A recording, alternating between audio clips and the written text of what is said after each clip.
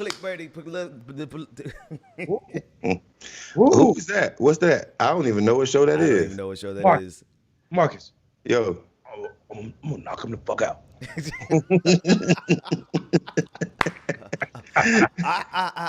I'm ready. I'm ready.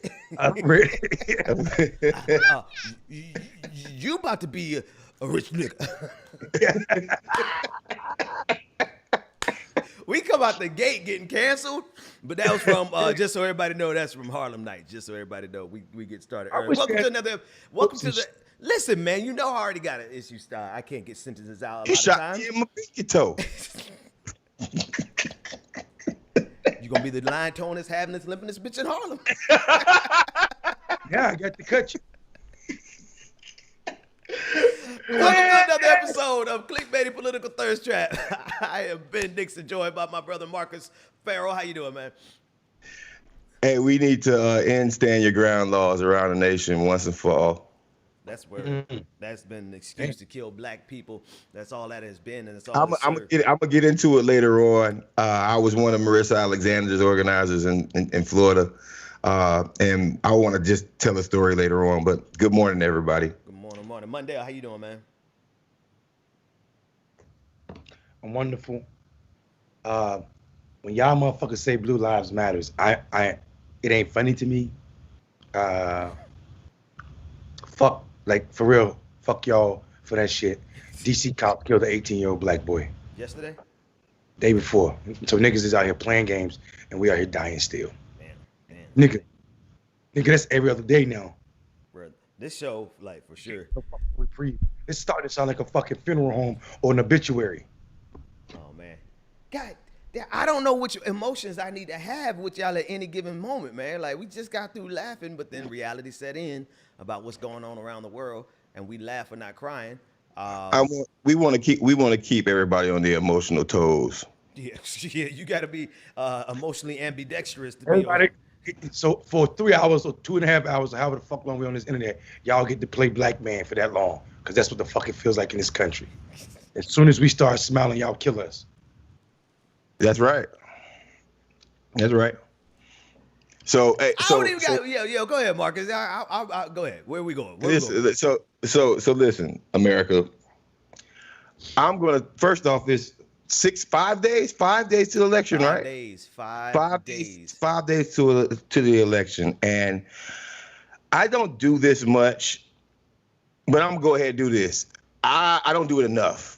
I'm gonna be so goddamn happy when Donald Trump is out of office. Him, his MAGA hat wearing bastard ass followers, yep.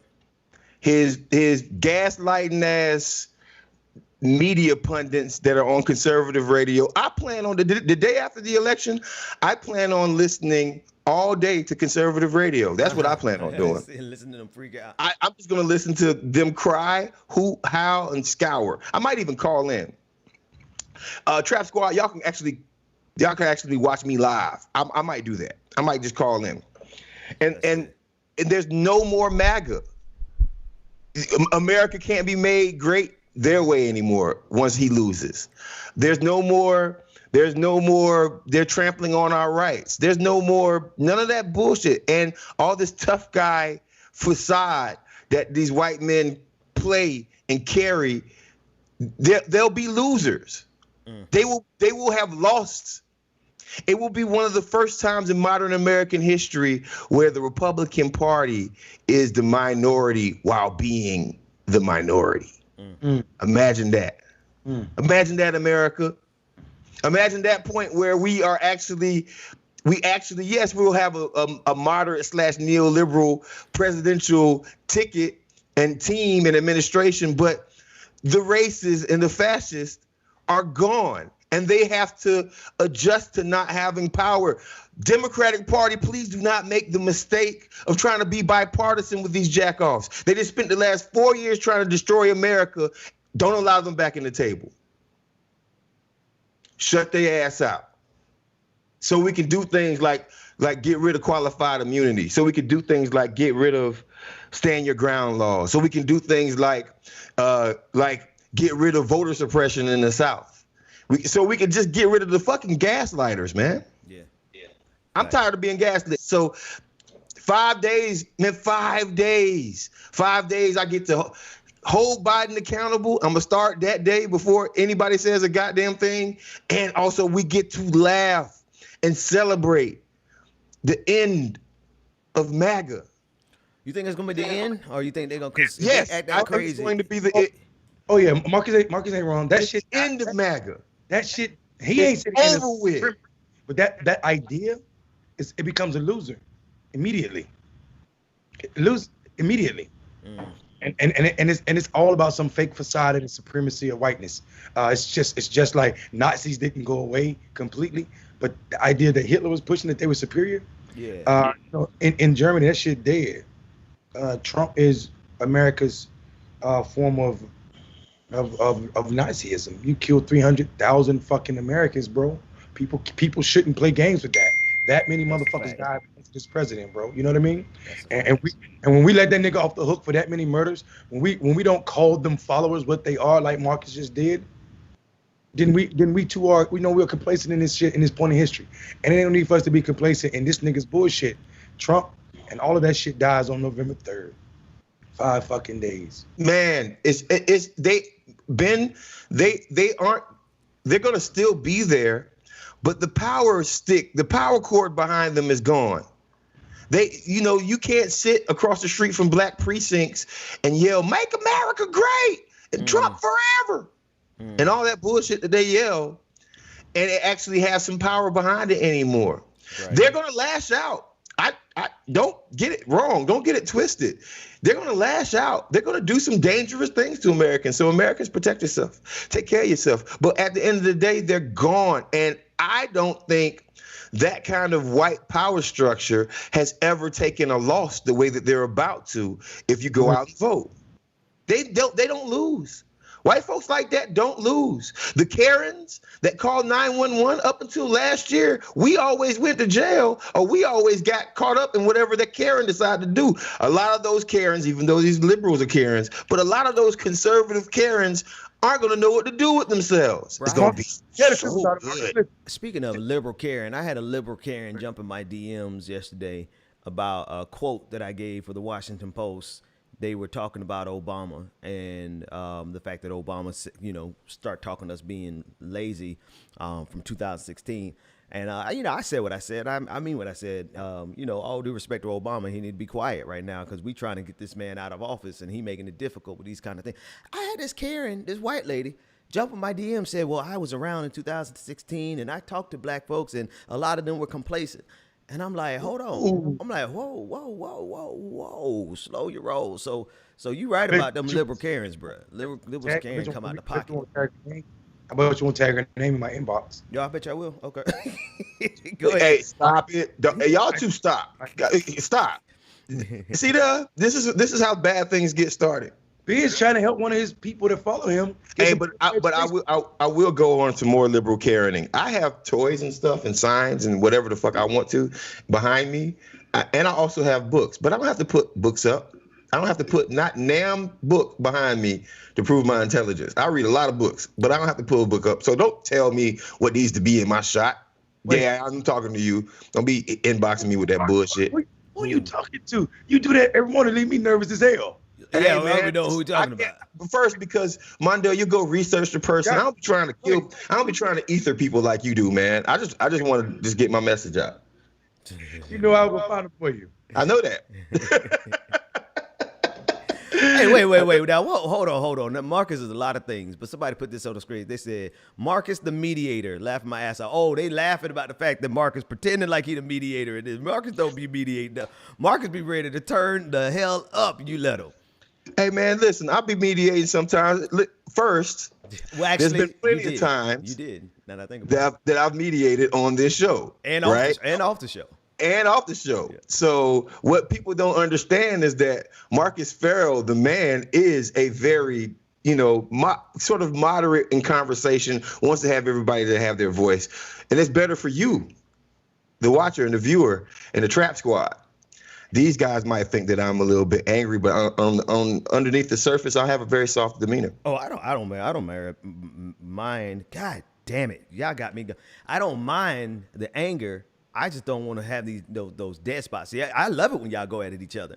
I love it when y'all I go know at you each other. do. It makes I just sit back and just giggle and I read the comment section. I'm just messy. I'm like, what they gonna say in the comment section about these niggas today? Marcus is a well-rounded individual. It's from OD3. See, cut up, man, because I want people to say bad stuff. Hold on. OD3 don't know shit about Marcus. This is how personalities. This is how cults become. You don't know shit about my homeboy. He is well-rounded. I give him that. But you don't know that. That's what the internet do. Y'all don't know us. Yeah. I'm well-rounded. Thank you, OD. Don't walk like you my friend. Because I would hate to put one in my fan, homie. Hey, That's 56. They know us, man. You can't listen. I don't know about That's Mundell. I can't speak on behalf of Mundell.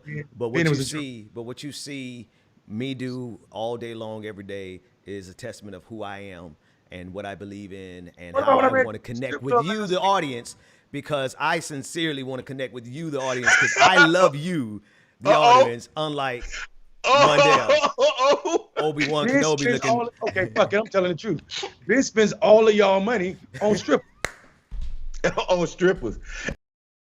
And blue shirts. Hey,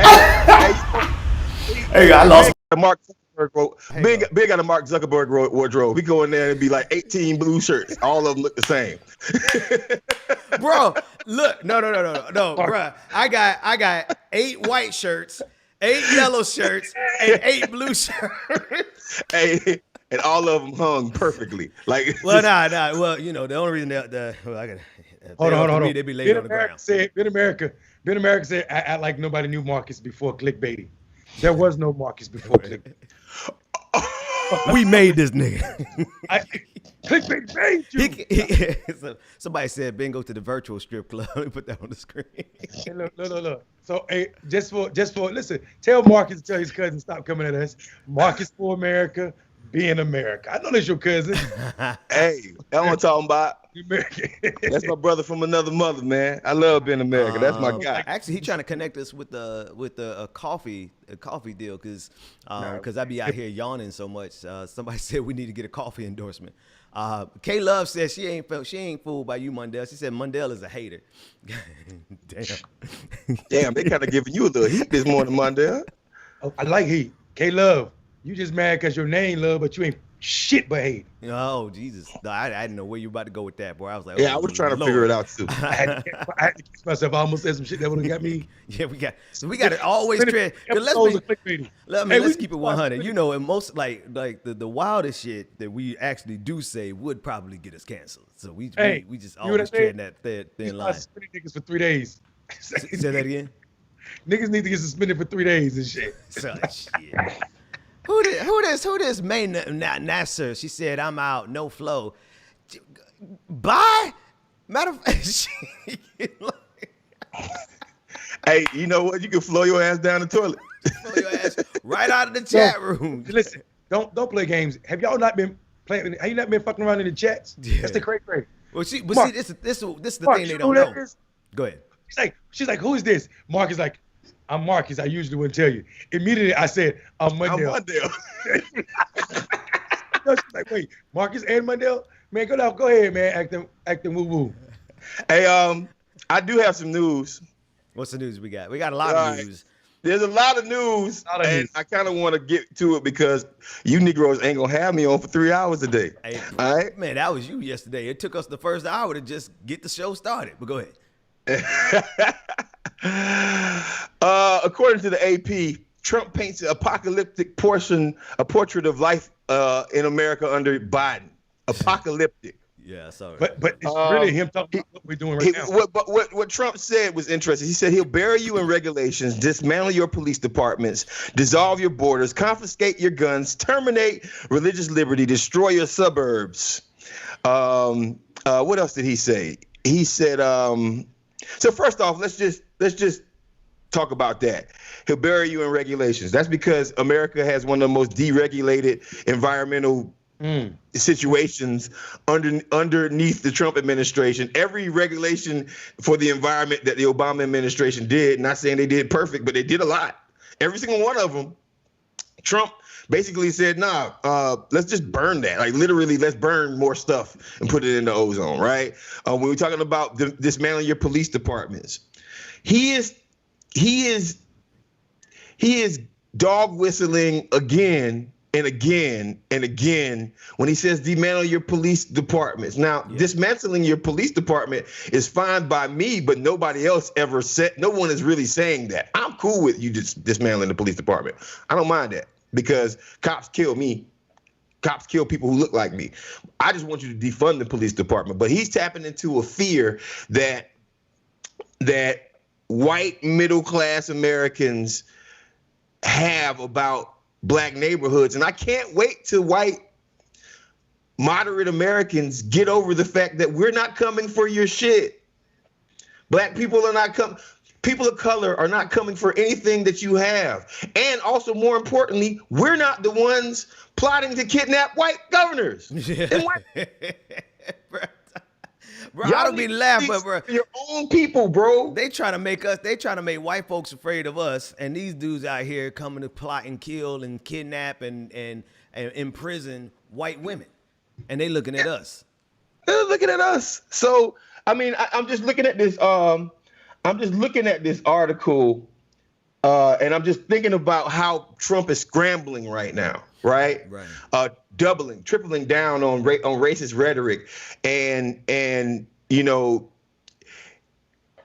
an animal when backed up against the wall will be the most dangerous thing to start lashing out. And I just think that Americans need to really, really, really, really be careful within the next 2 months. Like, protect yourself, because these white supremacists, Donald Trump is going to start not only just sending out dog whistles, he's probably going to send out blatant messages if he loses. Like, kill the black people. The time between the next Tuesday and the day they escort his ass out of the White House is going to be wild, man. It's going to be a lot of Donald, because you think Donald Trump going to go quietly into the night? Because honestly, we already know how he's going to challenge the election, right?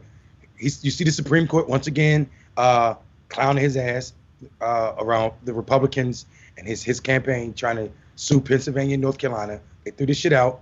But here's what scares me.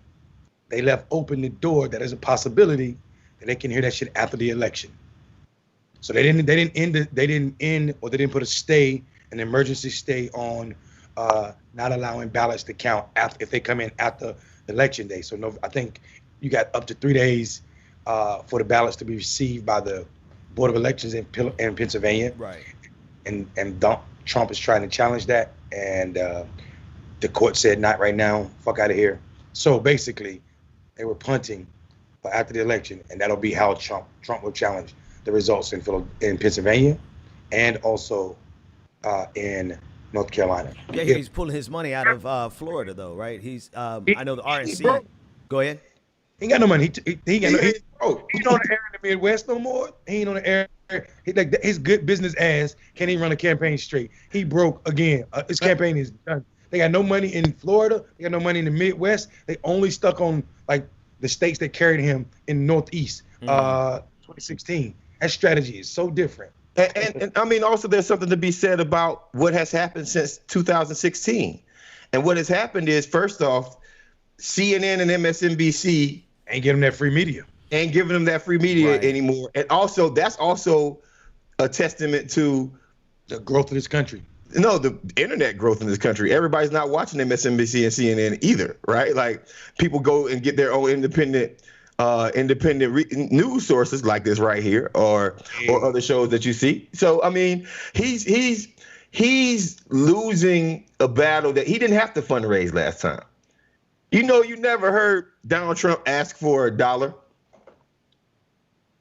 I've seen his emails and his text messages, but like himself. No, you're right.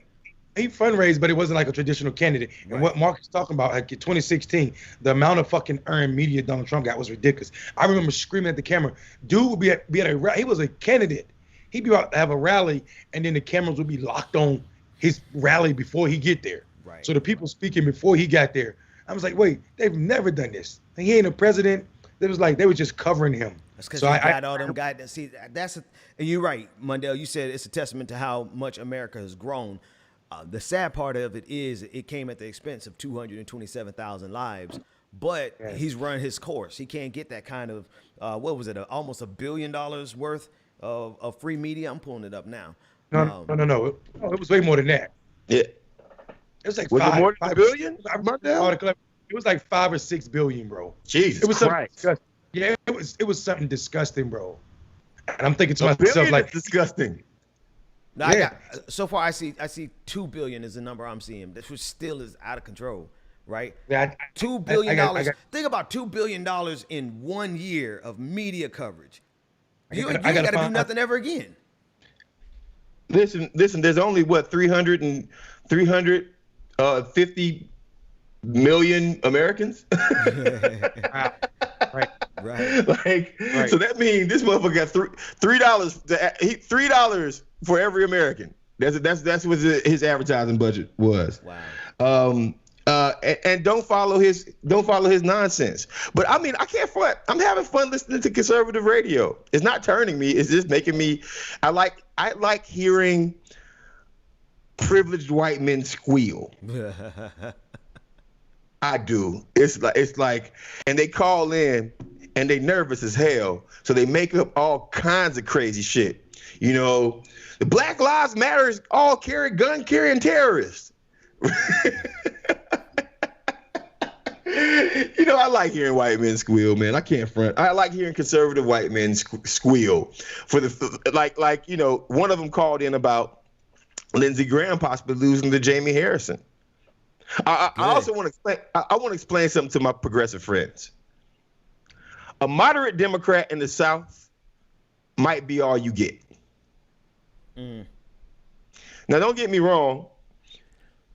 We shouldn't push for more, but we shouldn't push for more. Yeah, but the context, yeah.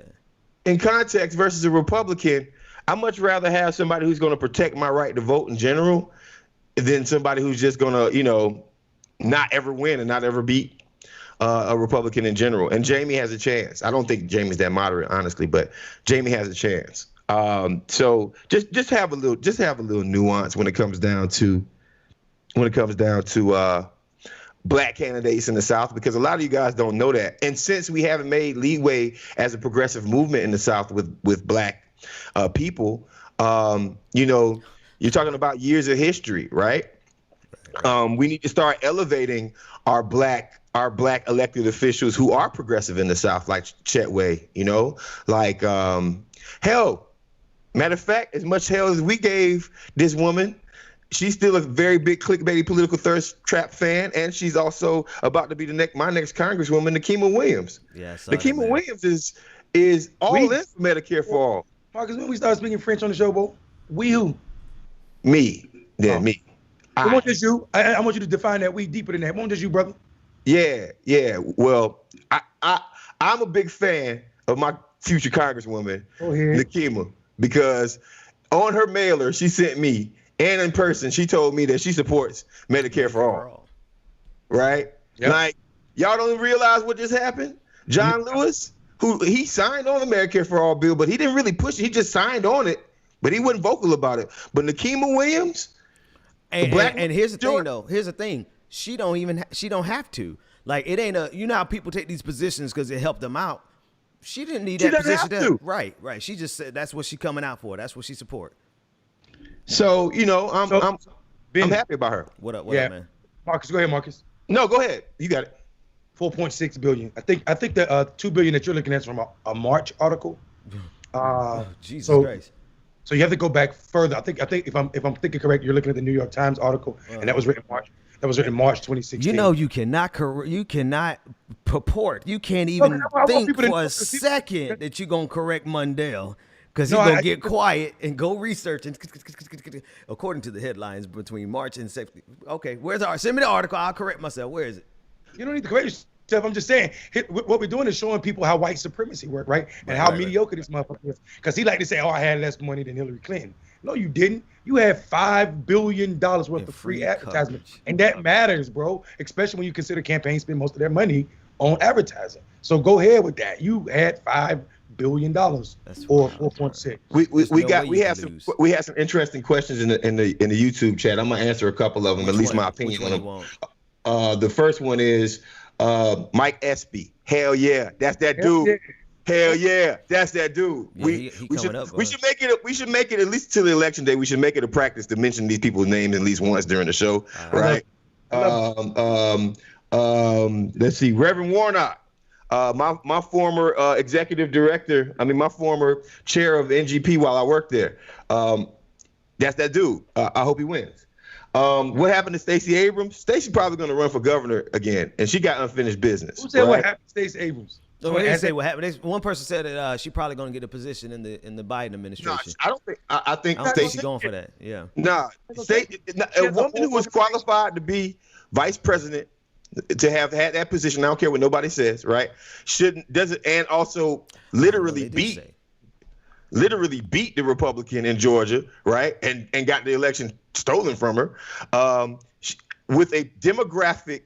One of the highest growing demographics of Black and Latino people in America, just in the Atlanta metro area alone, and also an increase in the amount of registered voters, and also as we see the turnout voters in Georgia. If Stacey's not looking at governor again, which I know for a fact that she has to be looking at governor again. Yeah. Then so she'll be. I think Stacey still will be the first Black woman governor in America. And unless something changes before then. It will change before then, and that's not a knock at Stacey. Before I get to the first Black woman governor situation, I do want to talk about Mike X, because what Marcus said is pretty powerful. Let's just talk about the fact that the brothers running in Mississippi who has no Black political infrastructure as it pertains to party politics, meaning the national party does not pay attention to what's going on in Mississippi on a regular basis like they do in Iowa, for instance, when they should, because Mississippi is the blackest state in the union, and the Democrats know that their base their reliable base is Black. So the fact that we got a Black senator that didn't get support for the party in the beginning of his election, I don't know if y'all remember, the brother did an article screaming at the party, basically saying, yo, y'all ain't listening, they not paying attention to my race, you know what I'm saying, calling the party out. But I don't know if y'all seen it, the last fundraising numbers came in, and this brother was out raising the Republican. He's running against. And it's crazy to me. What else is crazy to me is the fact that I don't know why we went in this race early on. This brother in a special election damn near beat this woman in Mississippi. He lost by less than 60,000 votes, and we know how many Black people didn't participate in that special election. So the pathway to victory was there. It was through Black folk. White consultants thought it wasn't relying on old ass tactics. Mondale, can I jump in and pass it back to you real quick? By the way, everybody who watched Clickbaity Political Thirst Trap, please go back to Mississippi goddamn episode. Because right when we recorded the Mississippi goddamn episode, I don't know if they're watching this or not, but right when we recorded the Mississippi goddamn episode, Mike Espy started raising more money and started getting more attention from the DNC. So we can't put it all on us, but I will say that our timing fit perfectly within this narrative. I hope he has enough time left. Mondale. I am against, and I'm gonna go. I swear this is a hard push, I know, but I'm gonna go to Marcus' statement about Stacey in a second. But I am against 100% of y'all trying to erase Black men's role in politics in this country, as if majority of Black men have not always been a part of the most progressive pushes in this fucking country. To paint us as the portion of our demographic that represents some fuck shit, and talk about it as if it's something unique to Black men, this pathology about us, is not only taxing, it's actually counterproductive at moments. This is not to say that people don't have the right to vent about their issues with Black men. I hear you, but some of this shit look like political expediency to me, the way y'all do it and present it, especially in the climate and the moment of 2020. So I am a proud supporter of Black men, and that is not knocking anybody. I think there are amazing Black men in this world doing amazing shit and always have been doing amazing shit as it pertains to progressive politics and our community. And to say something different is to ignore the sacrifice of so many brothers who got hit by police batons, who got sprayed with fire hose, who got hung from trees, who got shot in front of their families in their yard, who got killed and maimed, and who did millions and millions of years collectively locked up for shit they didn't do. Now, as it pertains to Stacey, the reason I said she won't be the first black woman governor is there are two powerful sisters running for governor in Virginia. And the way that state's been looking, and everybody knows Virginia has statewide elections in 2021. The way that state's been looking, they might be right for their second black governor, their first woman governor, maybe the first woman governor. And one of the sisters that's running is Jennifer Carroll Ford, who is a formidable candidate in any situation she's running in. This is a sister who raised multiple millions of dollars in her state Senate race, and also she's a smart candidate. And she, if you look at her race, the sister literally, I'm not lying to you, I'm not exaggerating, she gave birth to twins when she was running the first time for her seat, and was back on the trail in 3 days. Jesus. Yeah. Right. That's gonna be a good race, man. Because you got Fairfax, you got the other sister. Yeah, that's gonna be a good race. I hope it doesn't get ugly. You know it is. Of course it is gonna get ugly. But don't you hate that? Like, that race is probably gonna end up like Desperate Housewives of Atlanta kind of drama, man. Like, it's gonna be messy as hell. And and Marcus is right, because I don't even know why you stopped, bro. Because you maybe you're frustrated. That's why you stopped. Yeah, that's why I stopped, because I just don't want to. Like, dog, like we need clear cut. I know there's no permanent friends or enemies. There's only permanent interests. But that race is gonna be so goddamn. And most of our viewers don't know what's about to happen. So what I'll try to do real quick is, in Virginia, there's 3 prominent black people and probably a white person eventually that's gonna hop in this race for governor. Mayor Richmond might get in the motherfucker, I heard. Yeah, right. And I mean, considering the controversy that happened around Justin Fairfax, considering the strings that are being pulled behind different candidates, right, and the sort of powers that be, and considering that Virginia is going to eventually, within the next 10 years, if not this year, have a black governor, again, because it's one of the only states that already had a black governor, right? Right. So Virginia has already proven that they'll put a black person in the most powerful seat in the state. It's the first black governor in the country too, right? Right. Yeah. So we know that and everybody's looking at that like, I can be the next governor, but that race is gonna get so ugly. Not to move it on, but I text you guys something from Mindy Kaling. Yeah. But before you play that, let me talk a little bit about Go ahead. the context of 2021 in Virginia. People don't know this about Virginia, but Virginia, Mark is talking about the Desperate Housewife situation. Virginia is right for that. Virginia has no fucking finance laws, basically. You can give how much you want to candidates in Virginia running for statewide office. That's why people running for statewide office raise millions of dollars for local elections. This gubernatorial election is set to be extremely expensive in Virginia, which also sets up for some craziness. When people got too much money, they start doing all types of craziness. So this race is about to be that type of nasty. So prepare yourself. 2021, Virginia will be crazy. I also wanted to say, this is what happens when y'all talk about off-year election. There's no such thing as off-year in elections. Somebody's getting elected every year, and they want us to believe that the only ones that matter are the federal elections. Thanks. Go ahead, Marcus. What were you saying? No, well said. That's perfect. So I'm gonna tee this up. Mindy Kaling, is that how you say her last name? She's a funny actress. She's a funny person to me. Who is she? She used to be on The Office. She used to be on The Office. Oh, she has stand up, right? Yeah, show too, right? Yeah. And she tweeted a t-shirt that says, "We're gonna win" on the front. And on the back of it, as you see, it says Sojourner, Harriet, Shirley, Barbara, Kamala. Now, I want everybody to understand something.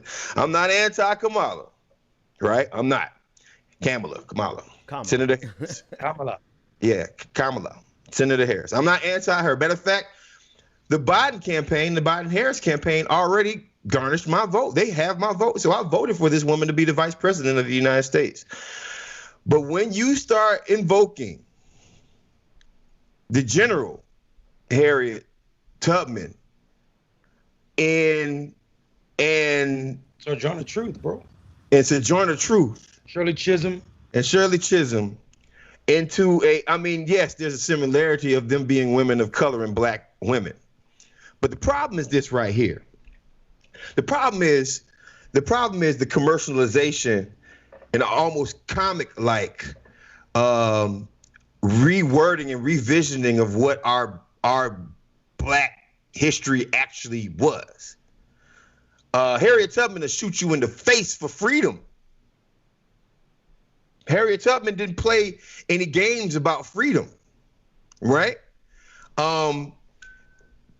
Senator Harris still has a lot to prove. So putting her on the same T-shirt as Sojourner Truth and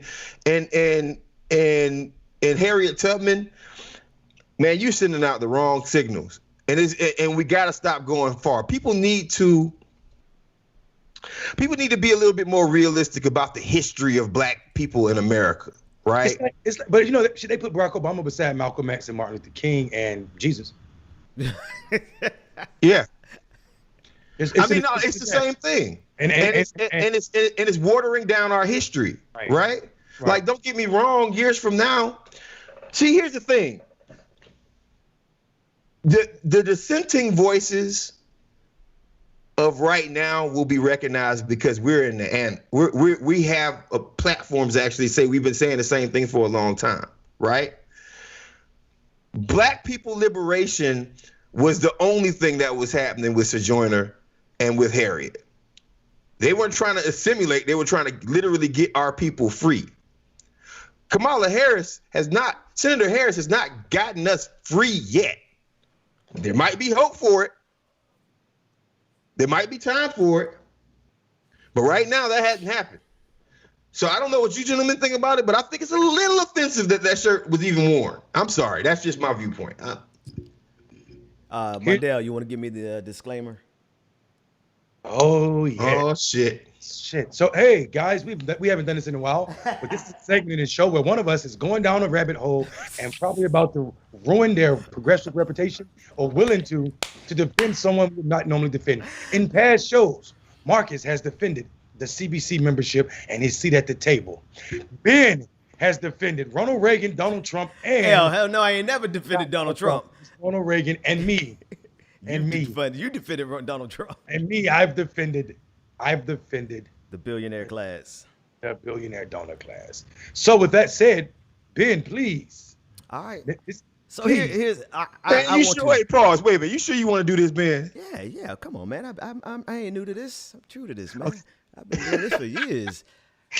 Here's my thing. Twofold. One, I don't disagree with you. And what I'm going to say, I'm not applying to you, Marcus, because I know you, right? And I know Mundell. But as I scroll through the comment section on that shit, let me tell you what I'm tired of more than people who are new to politics, who ain't like necessarily the wokest and ain't been in the game long enough to understand the nuance of what you're talking about. And they basically just like, hey, this is a cool t-shirt. Let me play it. Let me put this t-shirt on, right? And I was like, I want to support Kamala. I want to support this moment, right? What I get tired of, because I've been doing this so damn long, are the people, not you, Marcus, because it's going to sound like I'm coming for you, but I ain't, because I feel everything that you said. But in the space that I've been in for the longest, man, I'm tired of all these performative ass, woke ass, super duper, I ain't never made no kind of neoliberal mistake ass progressives who like to grandstand on people who are brand fucking new into politics and ain't been through the theory, ain't been through the history, black history, ain't been through Marx, ain't been, man, let people goddamn breathe. Let them fucking live. They just trying to celebrate the best. And the best way for you to help them actually learn their mistake. I ain't talking to you, Marcus. I'm talking about, because obviously, you know, this. You say I wouldn't. Well, you changing the context of our disclaimer. No. I'm telling you. Well, no. We defend the person. We don't necessarily fight the other individual on the show. We defend the person. So I don't even know if I'm defending her so much as if I'm just expressing my irritation with all these people who purport to be woke. And nigga, you just got woke in 2019, man. You just heard about Marx and Engels in 2017. Like you brand new to this and you acting like you the granddaddy, grandmama, and the godfather of progressivism, and you don't let people get time to grow. Back the hell up and let them learn. Let them grow. I ain't talking to you, Marcus, but as I read through that comment section, I see some of the same motherfuckers who every time a celebrity who trying to get active jump out there, they come out there and be like, oh, you don't know nothing about nothing. And I'm like, nigga, I was here when you ain't know nothing about nothing. So why don't you back up and let them learn the way we let you learn? Yeah, well, okay. First, I didn't take that personally at all. I still stand in this. I still stand in the same place that I did before your comments that I do as I do right now. Right? Yeah, I mean, don't get too froggy, dog. I come down your lane too, dog. No, go ahead. Well, come on, then. Go ahead. Finish the thought. Listen, man. If just because, how about this? There were 2 black Supreme Court justices, Clarence Thomas and Thurgood Marshall. Mm-hmm. One black, but go ahead. Y'all want me to put them on a shirt together? You dig what I'm saying? You really about to compare? You gonna compare? Like if are we just throwing out names of black women and saying that they all equate to each other and they fight the same struggle? What I'm saying is what I'm saying is that if the first thing that you do to a person who's wearing a Barack Obama, Malcolm X, and Martin Luther King t-shirt is you don't know nothing about history, which is what everybody do like, oh man, you ain't even, man, how you ain't even black, you know what I mean? We question their entire essence when they do something that we disapprove of, when the truth is most people just learning this stuff in the last 4 years. We can't even say the word white supremacy on television in 2015. Now you got all these super ass woke folks who look at somebody who say, oh, they got on the t-shirt of Dr. King, Martin. And I'm like, dude, you probably had Barack Obama on your mantle. Your mama still got Barack Obama on the mantle at home. Come on, that's right, man. Yeah, but here's the thing.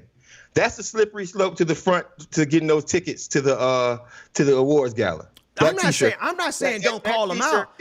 I'm saying we spend more time calling folks out and lecturing them than to actually building the relationship necessary to move them towards towards radicalism. I absolutely agree, and that's why I started my statement with the utmost grandiose way of a proposal of a relationship with Kamala Harris by voting for her ass. I already voted for her. Right now, I want to have the realistic conversation about, okay, you still have issues of truancy. We're just not there yet. How about that? How about let's put Stacey, Kamala, like let's put current. Like, I can understand the presidential, like Shirley Chisholm. I could get that. I could dig that right there. But when you start talking about throwing in the general, nah, bro. Let me tell you something. I've been in this long enough to know that people who in that comment section right now, all over the internet, everybody who's doing this outrage, they are simultaneously Googling who the hell Sojourner Truth was. Wow. That's what I'm talking about, bro. Niggas who out here and all they know how to do is say, oh, you wrong because you a liberal. They in the Google section right now trying to understand who Sojourner Truth and Harriet Tubman were. Okay. And no, even easier, even worse, Shirley Chisholm, right? So they out here like we got a whole breed of progressive wokeness that swear that they are the apex of socialism and communism, and no, they ain't know none of this shit 3 months ago. So what I'm saying is everybody has to have a political education, and we can't poo-poo on somebody because they ain't at the same political education as we are. And the reason I'm so passionate about this is because that's the number one thing that turns people away from the radicalism that we actually need, is because we're like this is a super secret special club. You got to have all this education before you come over here with us. Nah, you Googling, you on Twitter don't even know who half these people is. Right, but I mean, now we're allowing the MLK T-shirt with Barack Obama, and all of a sudden, bro, come on, man. Come on, man. I know if I go through your closet from 2008, bro, somebody near and dear to you, if not you, got Barack Obama's newspaper somewhere. Hell yeah. No, listen. Okay, let's not conflate the issues. Those are two different things. I didn't say that. First off, I'm still proud of the first black president, right? I'm not gonna ever take away that we finally elected somebody who had dark pigmentation. That's hard in itself. And I'm not trying to be hyper woke either, right? But it is also on me and this show to educate folks about who Sojourner Truth was, who the general was, and why I call her General Tubman instead of just Harriet Tubman, right? And also the facts that, guess what? I'm not trying to be hyper woke. All I'm saying is Kamala got a little bit to prove. I mean, well, so did Barack Obama before he got the Nobel Peace Prize, and he still ain't earned the Nobel Peace Prize to this day. But what I'm saying is, at the time when things are happening, in the moment of quote-unquote history, most people are perceiving history based on the Americanized version of history that they got. And most of Americans rarely ever get over to the people's history of America, understand that everything that they learned was propaganda, right? And so in the context of America, in the context of all of the propagandization that we all suffer through, but very few of us actually break out from, I do feel like, I feel like we give people who are new to this a hard time when we were just new to it 2 years ago, 3 years ago, 5 years ago. And the number one way to alienate people and turn them off to the level of radicalness that we need is the kind of grandstanding that I see in the comment section under Mindy, under whatever her last name is. I mean, it's not my fault that I'm educated on it. Would you not wear that shirt? Would you wear that shirt right now, Ben? No, I wouldn't wear that shirt. I wouldn't spend a dime on that shit. I ain't got not a goddamn thing of Kamala Harris. What I'm saying is that if we want to help Mindy understand that, because we do more lecturing than we do community building, and that's how the left gets alienated, man. That's how we're weak. We don't have the power and that's how people end up staying in neoliberal circles, right?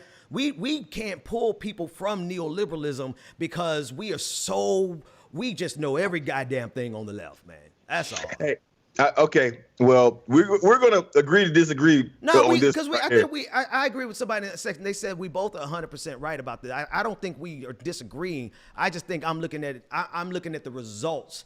What you said is not untrue, right? No, y'all are disagreeing. Okay, well, let me see. What you think? How are we disagreeing? Because one of y'all are talking about like the need to. Your definition is the need to provide like space to grow, and Marcus is talking about being historically accurate, and I hear that, and it ain't nothing wrong with that because I think those are 2 point of views that people need to take on.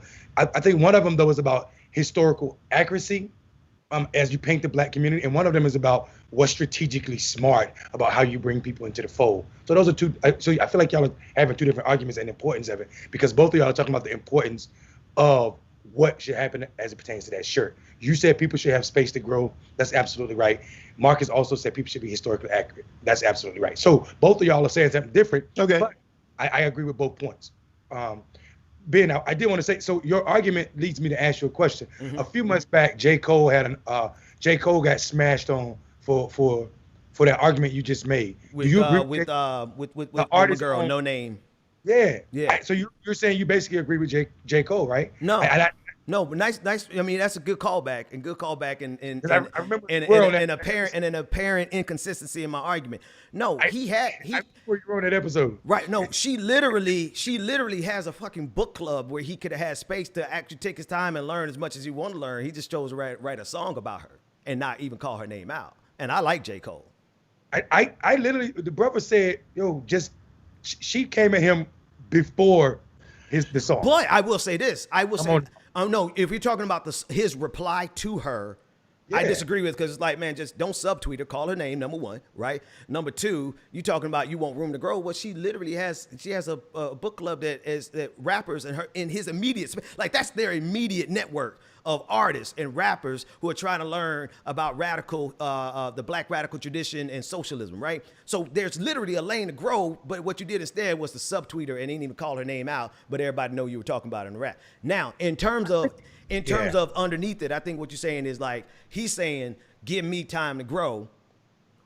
I don't agree with the rap, but what I do agree with is that we like to just come in like bats out of hell and somebody say something that's historically inaccurate or something that's not as radical as people like it to be, and we just. No, he was criticized for asking her to teach him. He was like, "Sister, you should be teaching us." She is literally out there teaching them in the book club and the readings that they do every week. I don't think you're being fair to that man's reality as it pertains to what he was saying. He made a point. She came at him about his point. He went back and then he wrote a song. And I feel like the response, they really about to be mad at me.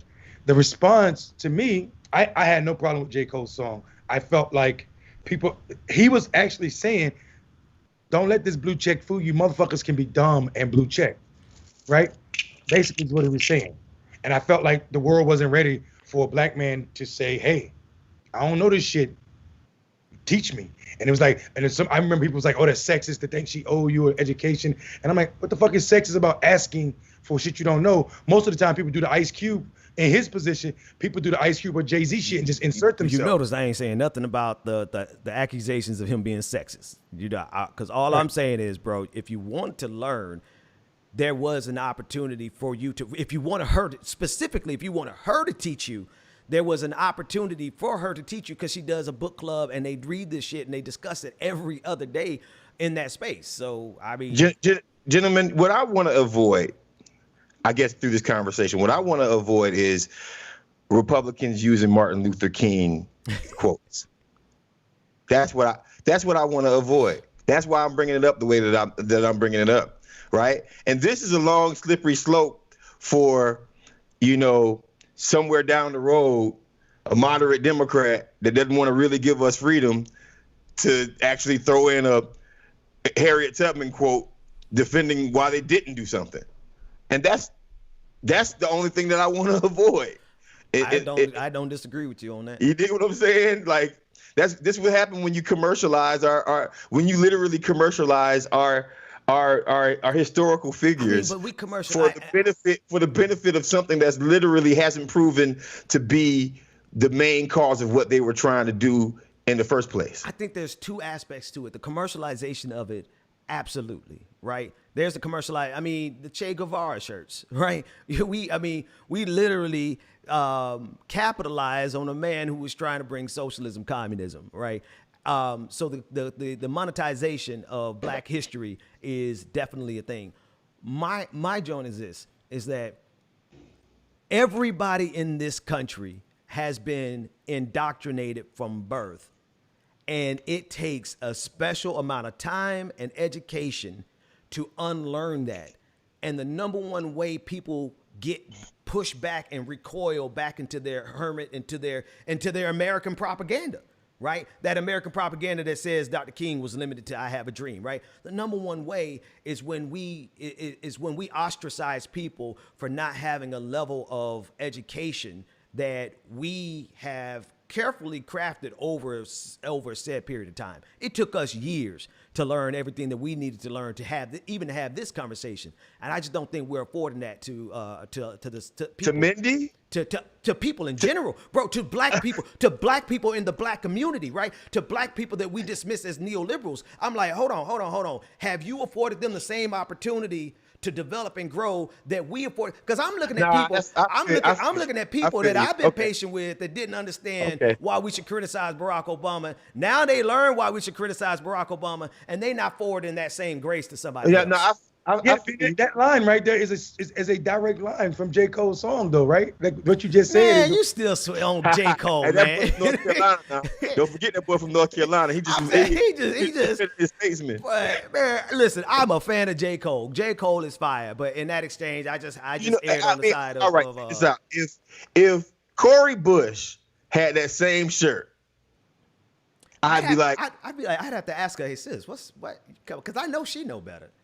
Yeah, but on the same token, her ethos. All right, I digress. I feel where you're coming from, but I digress. Oh, you saying.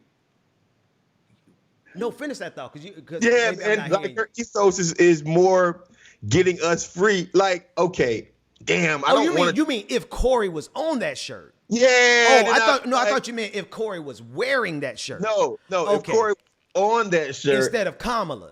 Yeah, I'd probably a little bit more. I'd probably be a little bit more like, okay, I can understand this, but and I thought you meant wearing it, boy. I was about to say, I don't want to see Corey Bush wearing the Kamala shirt with Sojourner Truth on it too. I'd be like, but I mean, Marcus, are we talking about like your top 5 versus somebody else's top 5? Is that what that? Jesus Christ. No. Actually, not this time. Not this time, but I feel where you're coming from with that. That's slick, Mondale. Yeah, no, but that was. What I meant. Some people will make the argument like, oh, she's potentially about to be the first black woman or first black vice president ever, right? Mm-hmm. And some people might make that argument. Well, it's a conflicting T-shirt in general because you have Shirley Chisholm on that thing, and you also have Sojourner Truth on that thing, and different ways. I mean, I guess maybe the shirt's right because it could be like there ain't no one way to black liberation. Right. Let me tell you, the only thing that actually there ain't no one black way to black liberation is true. But there certainly is some type of blackness that's counter to black liberation. That's what I'm saying. That's why the shirt makes. Yeah. No, I'm with you on that. You see what I'm saying? But okay. Yeah. It's we've gone a long way on this shirt, but I mean, I just think tossing out literal black liberators' names on shirts with current politicians is. Here's my question that I've always wondered. Here's my point of view. Well, go ahead, because mine's more of a longer question. Go ahead. Yeah, and we've heard your J. Cole argument on this topic. I ain't talking about goddamn J. Cole, bruh. Your J. Cole-esque argument on this topic. So here's my thoughts. I think the shirt is weird. I think it's always weird when you put. I always think it's weird when you put. Ben, don't put a comment on the goddamn screen because they agree with you. No. They make it a point that I was going to make, but go ahead. So my thing is, here's my thing. I just believe I'm always. This is what happens when we give too much credibility to political personalities of the now, right? Facts. I think what Marcus, the uneasiness for people, you two, who come out of the Church of Denmark Vesey, the uneasiness is you don't have to be super woke to know who and what Harriet and Sojourner means to our history. And in some cases, you might need to, like you said, being Google Chisholm. I hear that. I definitely hear that and believe that. But to come out of the church, Marcus you come out of the same church, the AME. And then I'm Baptist though. Baptist. This nigga a Baptist. Marcus, when we interviewed him, you told me he was an AME. We need to talk. Missionary Baptist. Come on, man. NBC, man. Oh. Well, what are you? Were you Church of God of Christ? No, I'm AMZ, nigga. AMZ, okay. The church you the Freedom Church, the church that Sojourner Truth, yeah. Harriet Tubman, and Frederick Douglass belong to. Mm-hmm. Well, big shout out to Richard Allen. Anyway. And go ahead. Segue. He called us. All right. So anyway, I'm just joking, Baptist. Don't come for me. I know y'all are big and strong. I'm joking. Lord have mercy. I'm about to say that we run the South. They're kind of deep. They kind of deep. So deep that we even let Martin Luther King speak at the year he got murdered because he was too radical. Anyway, so what I was saying about this shirt was, I think it's just ahistorical, and I think that's what's uneasy. But what Ben is talking about is strategy, and I hear strategy. I also think though, I'm a firm believer in this. If you break habits early, you might prevent them. But ain't none of us. It's too late, bro. By the time we get out of high school, man. Unless you went to a certain type of high school, bro, you have been thoroughly indoctrinated with the Americana, man. Unless you grew up, I think, Marcus, you said you went to that type of high school because, fam, you had all the teachers at your school. Like most people don't get that. Most people don't get that luxury, man. That's true. I want to say two different things, and I want to ask y'all. One, this one's gonna be heavy, but Dustin Scott on Periscope. On Twitter. He said, Shirley Chisholm doesn't even deserve to be near Harriet Tubman, much less Kamala. Thoughts? Let his ass on Periscope. Here's my thoughts. If you're talking about systems and you're talking about power. What we're talking about is what you and Marcus just said before I started talking. There's more than one way to black liberation. And to discount the fact, to say, this is the conversation we're having about the 94 crime bill, you should start looking ahistorical to discount what that woman went through to run for president. I ain't saying it's the Underground Railroad. I am saying, though, to discount her achievements and what she did for black women and black people in general. No, he's just saying she don't need to be on the same shirt with Harriet Tubman. But that's bullshit. Like what I'm saying, though, is it's him trying to level set. It's him deciding which level of Black history is important and not important. There's a role for Chisholm's history and also Harriet Tubman, and it does belong in the same shirt if we're talking about the importance of Black women that are groundbreaking in certain levels. So I think the first Black woman VP then kind of flows right into that same argument, if that's the level set that you created. But then we have to discount. Yeah. See, you know what? The elephant in the room is truancy. That's like the elephant in the room is, and here's the thing, I'm past it. She got my vote, but on the same token, we got to be realistic about at least somebody needs to be realistic. And this is why first, let me back up. I'm impressed with Senator Harris right now because, again, she was in Georgia this weekend saying, okay, you know what? I need to do, like, I want to earn Black men's votes, right? So that's to me, that's one step to her. To me, that's one step closer to her being able to be anywhere close to that shirt. So let me one step closer. Marcus, but she's not on the shirt yet. I love that. So one of our viewers said when I was talking about the 5 billion, one of our viewers named, Coleman Curtis said his real name is Curtis Coleman. I don't know if I just snitched on him. But anyway. But he said it's called the Fact Update by Mundell Robinson. That's the segment when I update. So we got segments now. We developed these segments. We got another Fact Update right now from Mundell Robinson. A lot of people didn't get locked up by Kamala Harris and truancy policies. Let's just say that. And no one was criminally prosecuted. I will say this: the threat of prison to Black people is enough. And the laughter about it was enough. The laughter about it is enough. So what Marcus is talking. So before y'all try to come at him, don't bring it here. Right. So it ain't about people being prison or getting a record behind it. It's about the threat. So threatening Black people in prison for teenage kids is absolutely ridiculous to me. So here's my question. I've been wondering for years, and it kind of intersects on one. I don't know which one of y'all said it about 2 weeks ago. You were talking about. Here, let me ask my question, and then it'll come to me.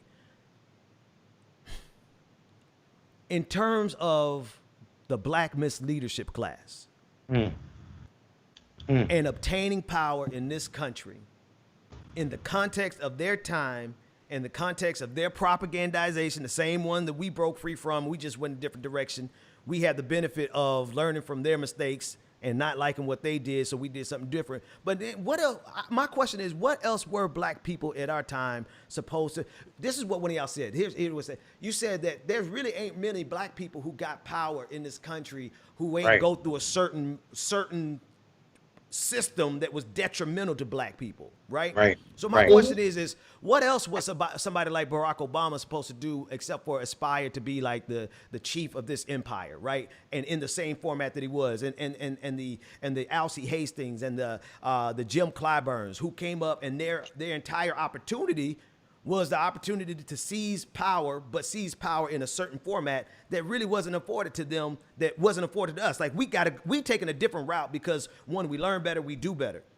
But in their time, in their context, that was their path. Is that something that we should now like poo-poo on?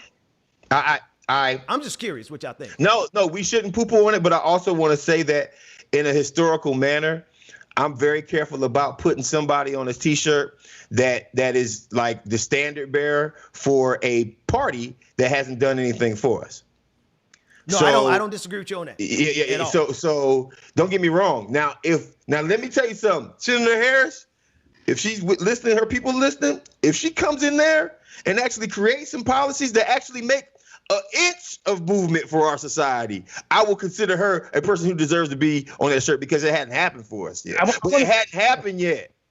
Right. It just hadn't happened yet. Like, so I think we should have. I will say this. So listen, because Bernie Bros like to get in and try to sneak that little disc in and like, didn't she have the ability? Didn't she have the ability? This is what one of our listeners said.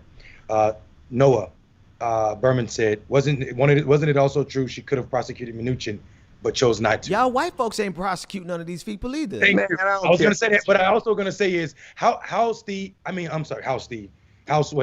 Noah are you so confident with her record because you're a progressive when she was Attorney General? But I've been researching your page, homeboy, and you ain't never mentioned the fact that this sister is also a co-signer probably a sponsor of the Green New Deal. That's right. Yeah, one So of the, what's and right one of on the there? and one of the first people to come out from Medicare for all.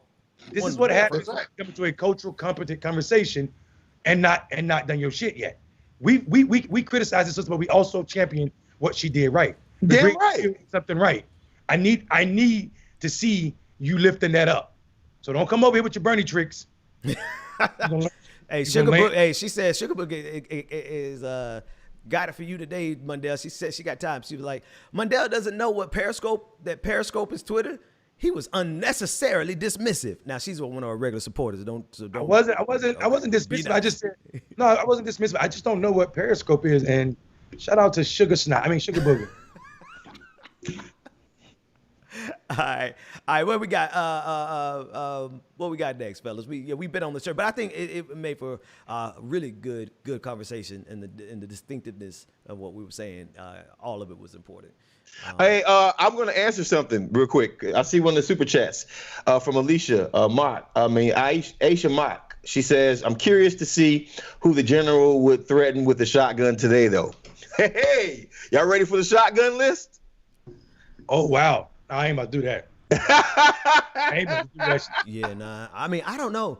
I just don't. I think people do two things that I really disagree with. One is we like to think that we would be as woke in the 1800s as we are today, and I think you take 99% of us and you take us back to the 17th. You take us back to slavery. You take us back to Jim Crow, and we ain't gonna do the same things that we talk shit about doing today. Similarly, I don't know that it's fair to take somebody from the past, Harriet Tubman from the past, and then transport her to 2020 and expect her to do the same thing. I mean, I know obviously we can think about it as a thought experiment and just have fun with it, right? So not to go too deep with it, but I think we're disingenuous when we think we're gonna be so woke in the past and that they wouldn't pause and consider the context of 2020 when they come up here with us.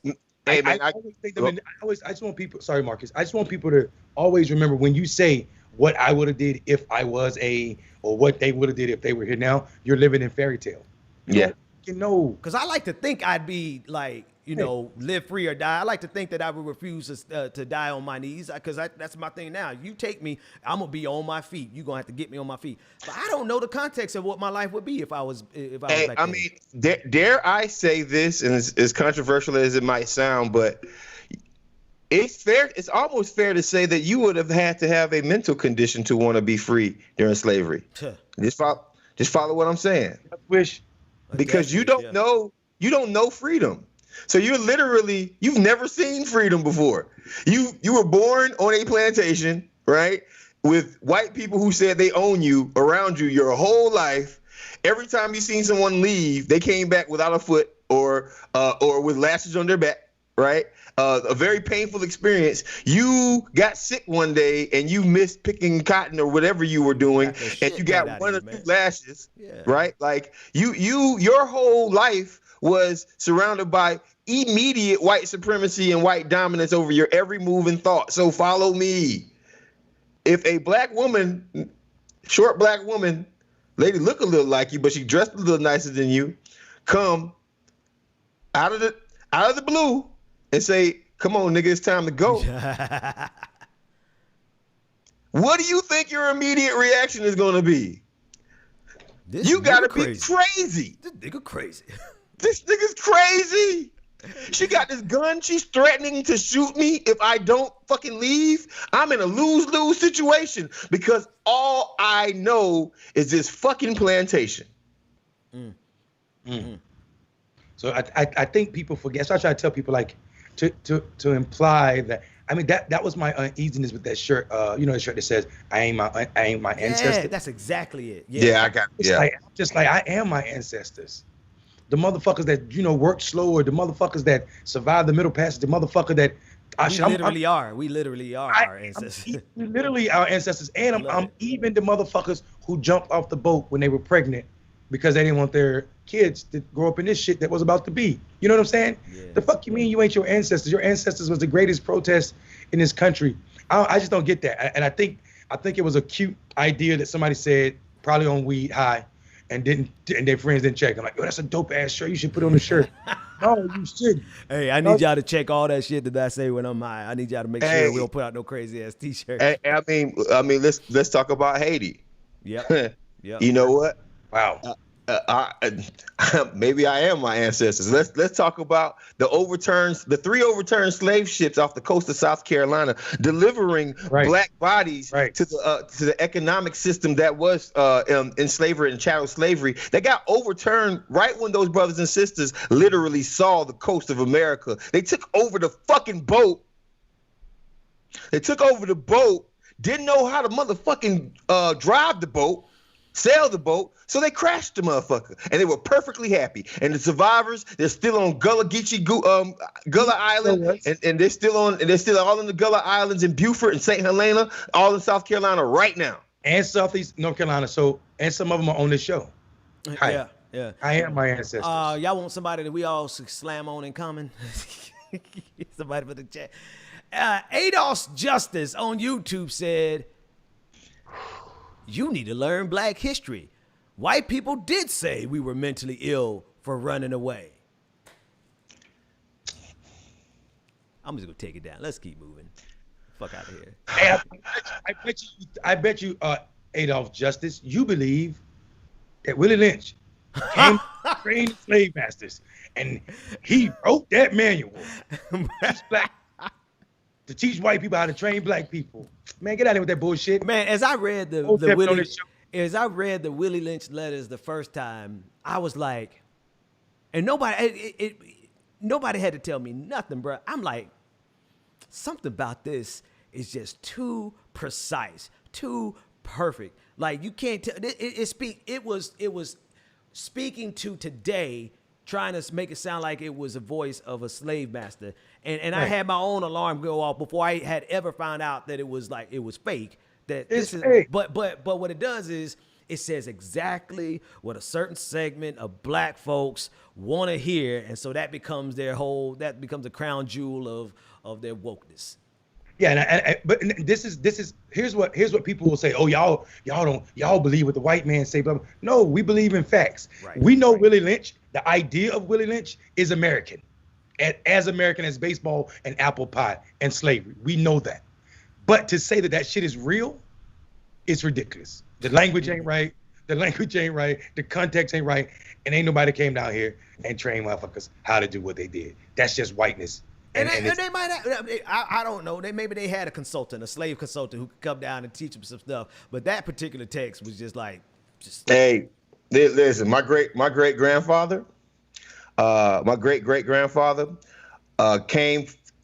managed to become the first car dealer that sold cars to black people in Tallahassee, Florida. I'm my ancestors. My ancestors. My grandfather, still alive, I'm still blessed with. Yeah. I had a soul food restaurant in Tallahassee, Florida for 40 years and literally fed the neighborhood more than he made profits for free.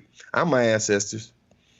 My mom was born in Batesville, Mississippi in poverty, and now she got her PhD. I'll be damned if I'm not my ancestors. Fuck that. Fuck out of here. My ancestors. My granddaddy beat the shit out of some white boy down in New Orleans, and in order to survive and not be killed, he took his family that night, left the entire house, and took them up to Cleveland, Ohio. But not before he beat the shit out of some white man. So I'm more than happy to be my ancestors. My dad caught his first felony on a motherfucking plantation. They called it a sharecropping farm. Sharecropping. Yeah, right. Plantation for hitting the white boy who touched him and his mom. I am my ancestors. Fuck me. That need to be a whole ass segment, boy. Yeah. I could do this all day. I literally could do. I could do this one all day. Like I could just go back and go back. But man, my grandmama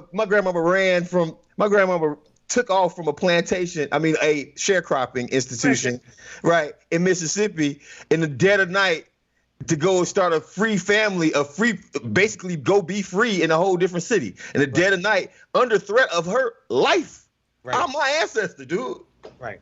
You can imagine how much, bro, I don't think we have any idea. Now, this is why, let me start here. I never for a second disagree, Marcus, with you, the fact that Kamala don't need to be on that T-shirt. Because when you put into context the outright terror and the outright, I mean, for these people in slavery to have the unmitigated gall to buck an entire system,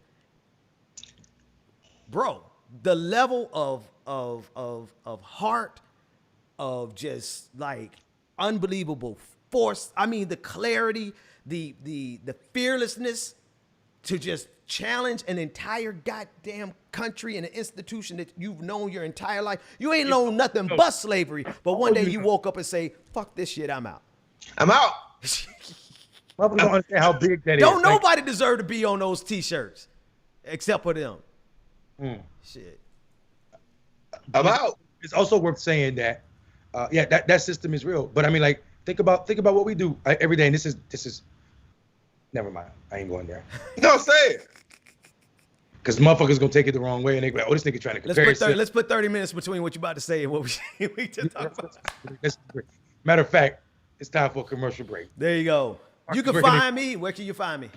In the Marcus, you called me out last night. Oh, you saw that? I saw it. I said it. I said it on air. You must have left. No, I felt, man, I gotta go to sleep, bro. Like, you be up too late. Bro, but that's why I look like death warmed over right now. Go ahead. Yeah, I dropped that comment and took off like, this nigga ain't gonna say nothing to me.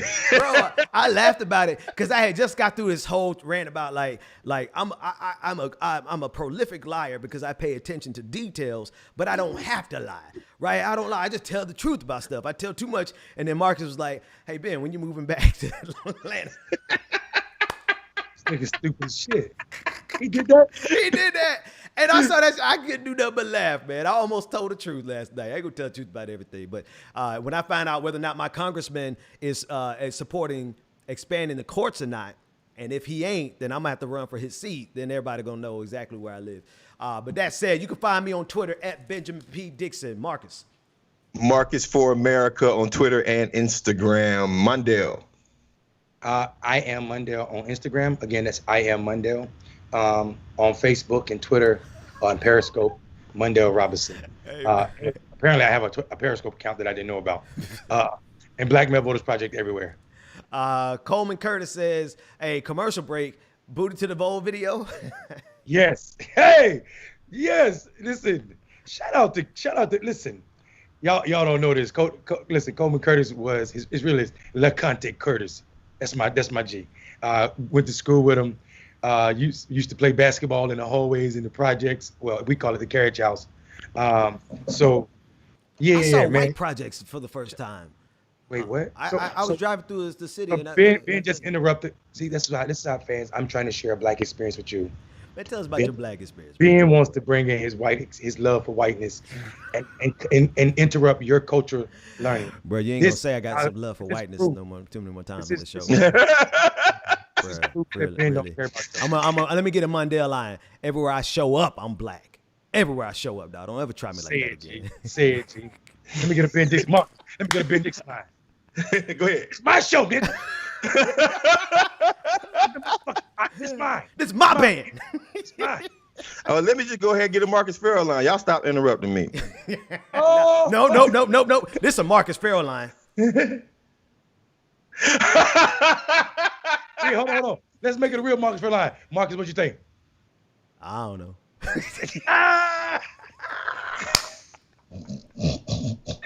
Boy, that boy go full light skin, boy. I'm gonna actually just start doing light skinned things on y'all, man. What you talking about? You do, bro. No, I don't. Hey, I'm Black. Hey, we're not gonna do this again. I ain't got no time for this tomfoolery, man. I'm gonna come on here in blackface and offend everybody.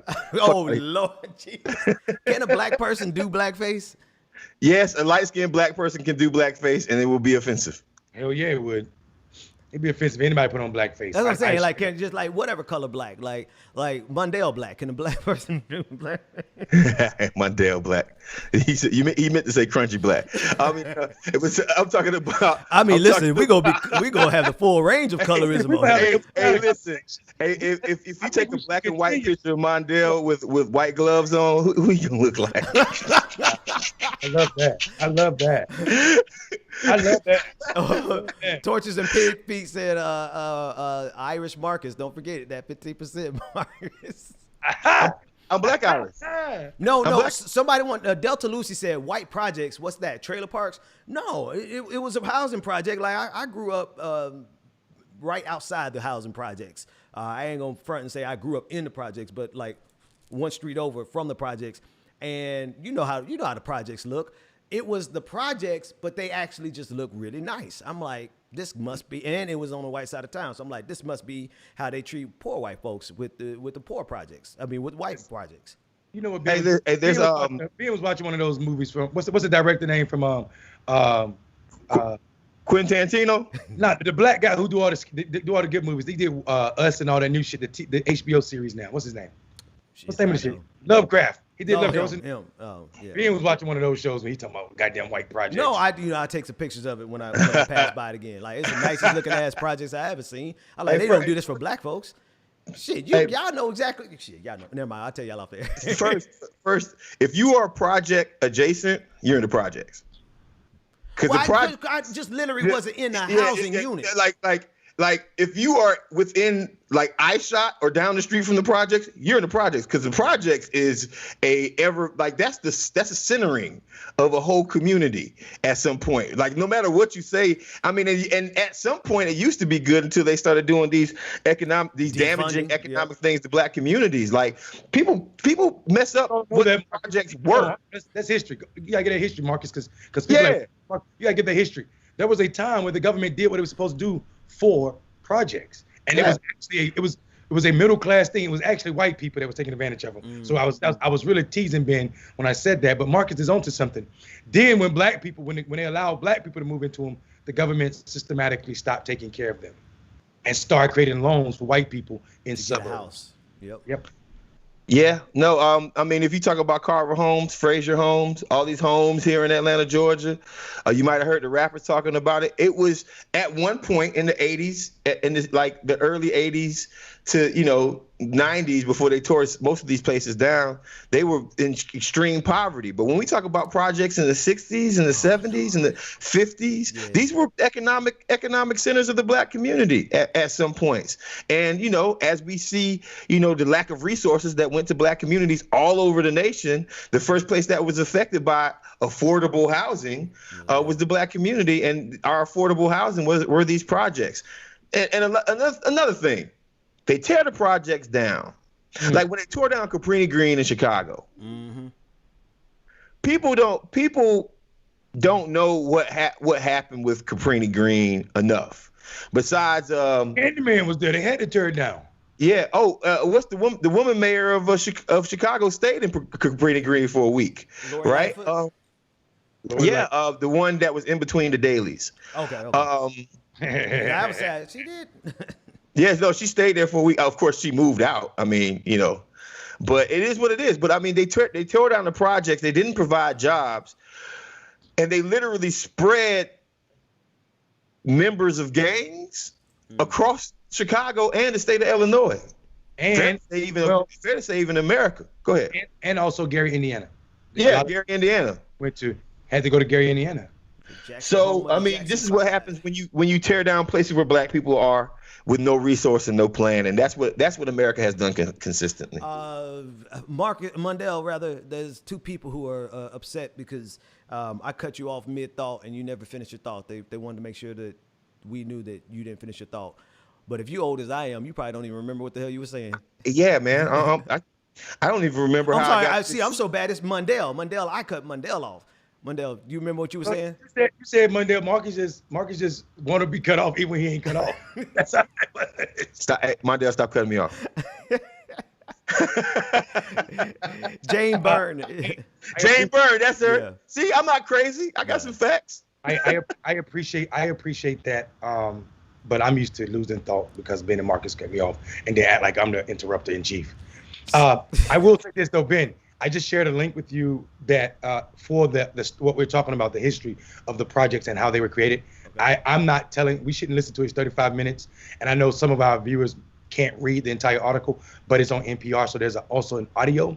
I say you should listen to this 35-minute interview about how the government created all of the projects and the ghettos that you know in this country right now, and it will start to put in picture if you've never understood wealth gap in this country. This is a wonderful 35-minute lesson on that very thing. So Ben, if you could just share that with our listeners on YouTube, and I'll share the link on Facebook. Okay. Mark, can you do Periscope?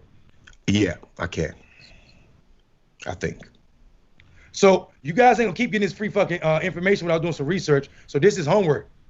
Nah, go to Patreon and type in Clickbaity Political Thirst Trap. That's right. We're on Patreon too. Hey, fellas, by the way, I got too many complaints. Our Patreon people are like, y'all got to do something for us. So, we doing every day. We doing everyday show. See, this is what I had to tell my patrons. Now, I'm not saying we're gonna do this for the clickbait patrons. Every show is different. But I had a conversation with my patrons, and I'm like, listen, I want y'all to think about what y'all doing as subsidizing the show for people who can't afford to subsidize it versus like having me exclusive all the time. Because once we hit that certain threshold of content creation and we putting out shit every day, 2 hours a day, it's going to be hard for us to keep up with a steady to make them feel exclusive. You know what I mean? It is. So how about this right here? We need a couple more Patreons. So hold on. Let me take off my hat. So I'm going to pass the hat around, pass the plate around. Here go that link, YouTube. Yeah. Pass the plate around. Y'all can come to Patreon. And just subsidize. You subsidize on behalf of people who can't.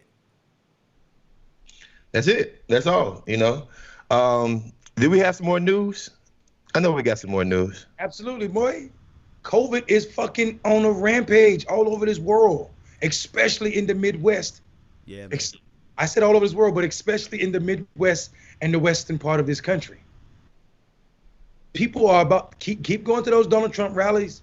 And people go, I'm telling you, Donald and these super spreader events are not safe, man. Did you see the video with Air Force One back there in the background with all of those people lined? Man, these motherfuckers are out of their mind. Yeah. These are super spreader events, man. And to prove it, I think I seen somewhere the event he had in North Carolina, 10 people tested positive for COVID. Already? Okay. How long ago was he in North Carolina? Like 5 days ago or something. It's just crazy. Bro, I feel bad. Only people I feel bad at this point are the essential workers who got to treat these clowns and the people who are innocently being infected by their callousness. But at this juncture, if you know all that we know at this point about COVID-19 and you going out here to these super spreader events because you so committed to white supremacy, hey, it is what it is, bro. I had to Facebook asking about empathy or wishing he had more of it. I think that's what you're saying. I saw that post.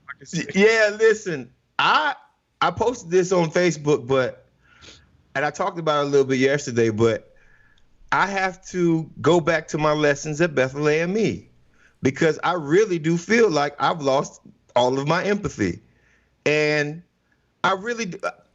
They've pissed me off, man. These MAGA people have pissed me off to the point where it's like, imagine seeing crowds of people who just want you to die. That's how I feel whenever I see a MAGA rally. Like, that's how I feel. Like, everybody at that rally doesn't mind if I get killed. All of you.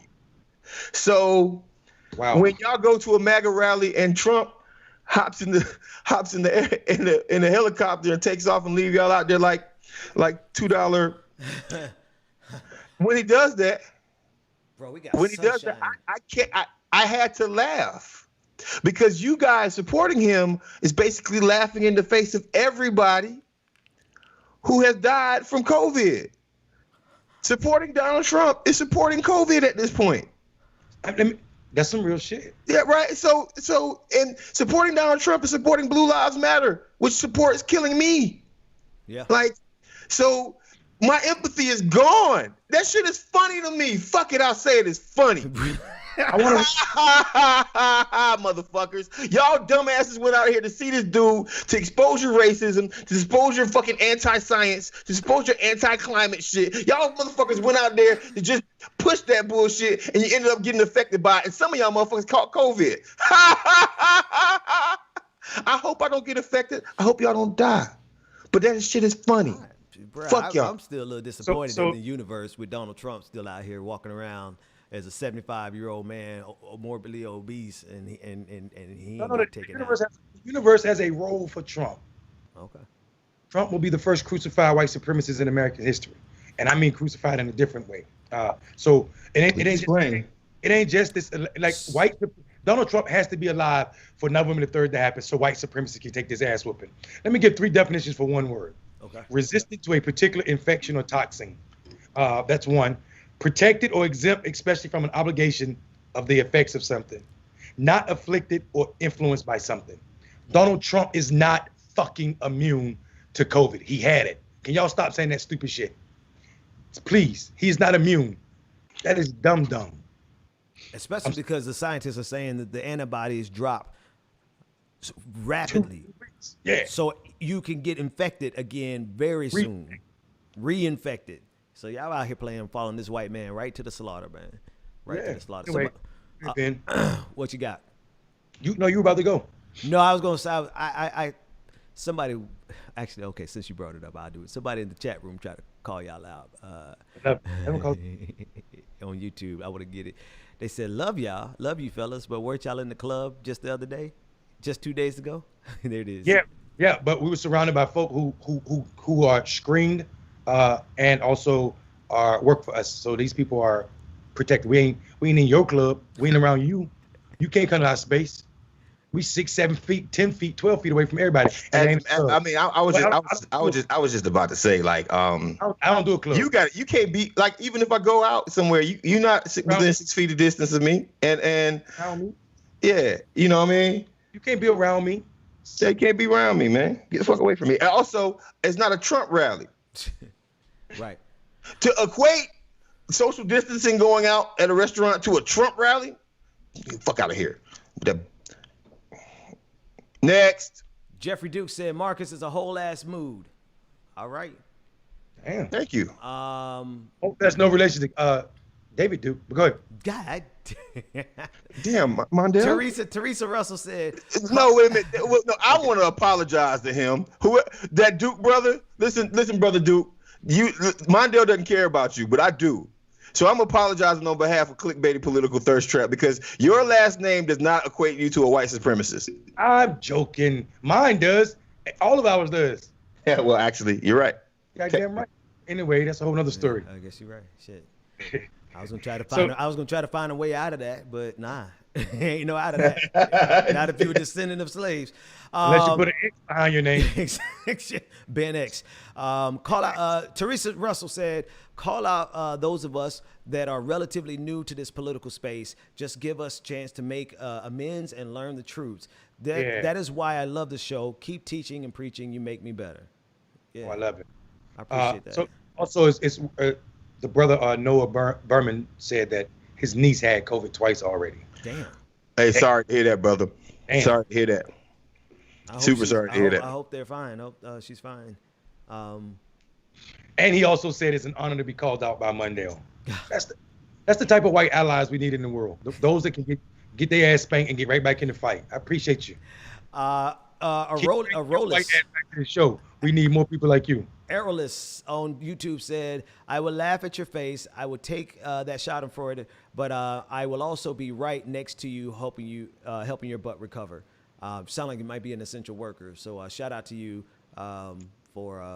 If you are an essential worker, all the essential workers that are watching this show, man, I love you. I used to be a paramedic and a medic in the military, so I know how close and up and personal you have to get with everybody. You guys are saving the world while putting your life at risk.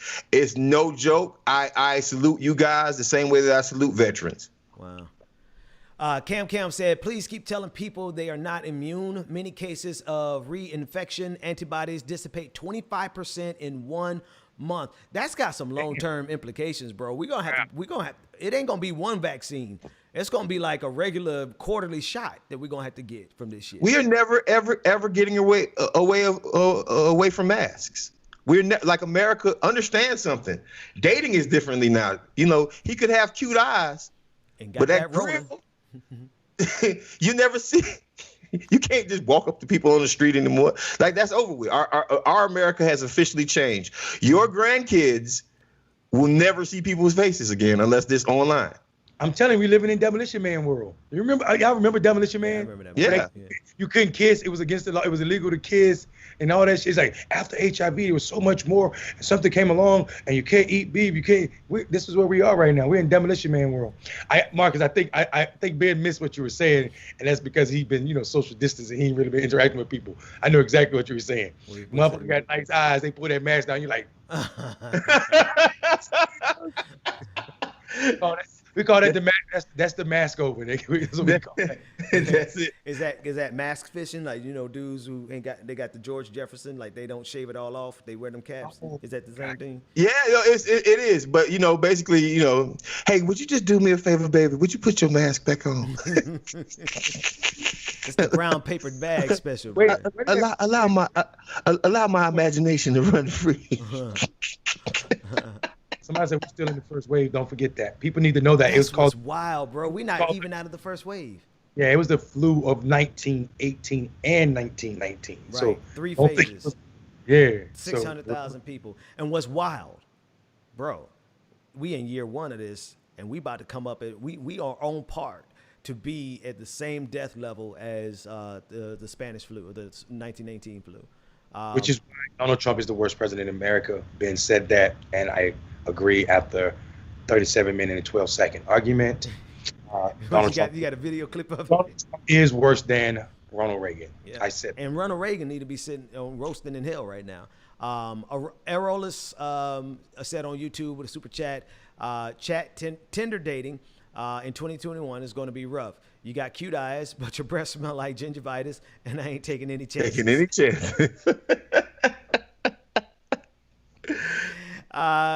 Bose Einstein 7 on YouTube said, how a child can grow when assaulted by Trump types. How can a child grow up and when they're assaulted?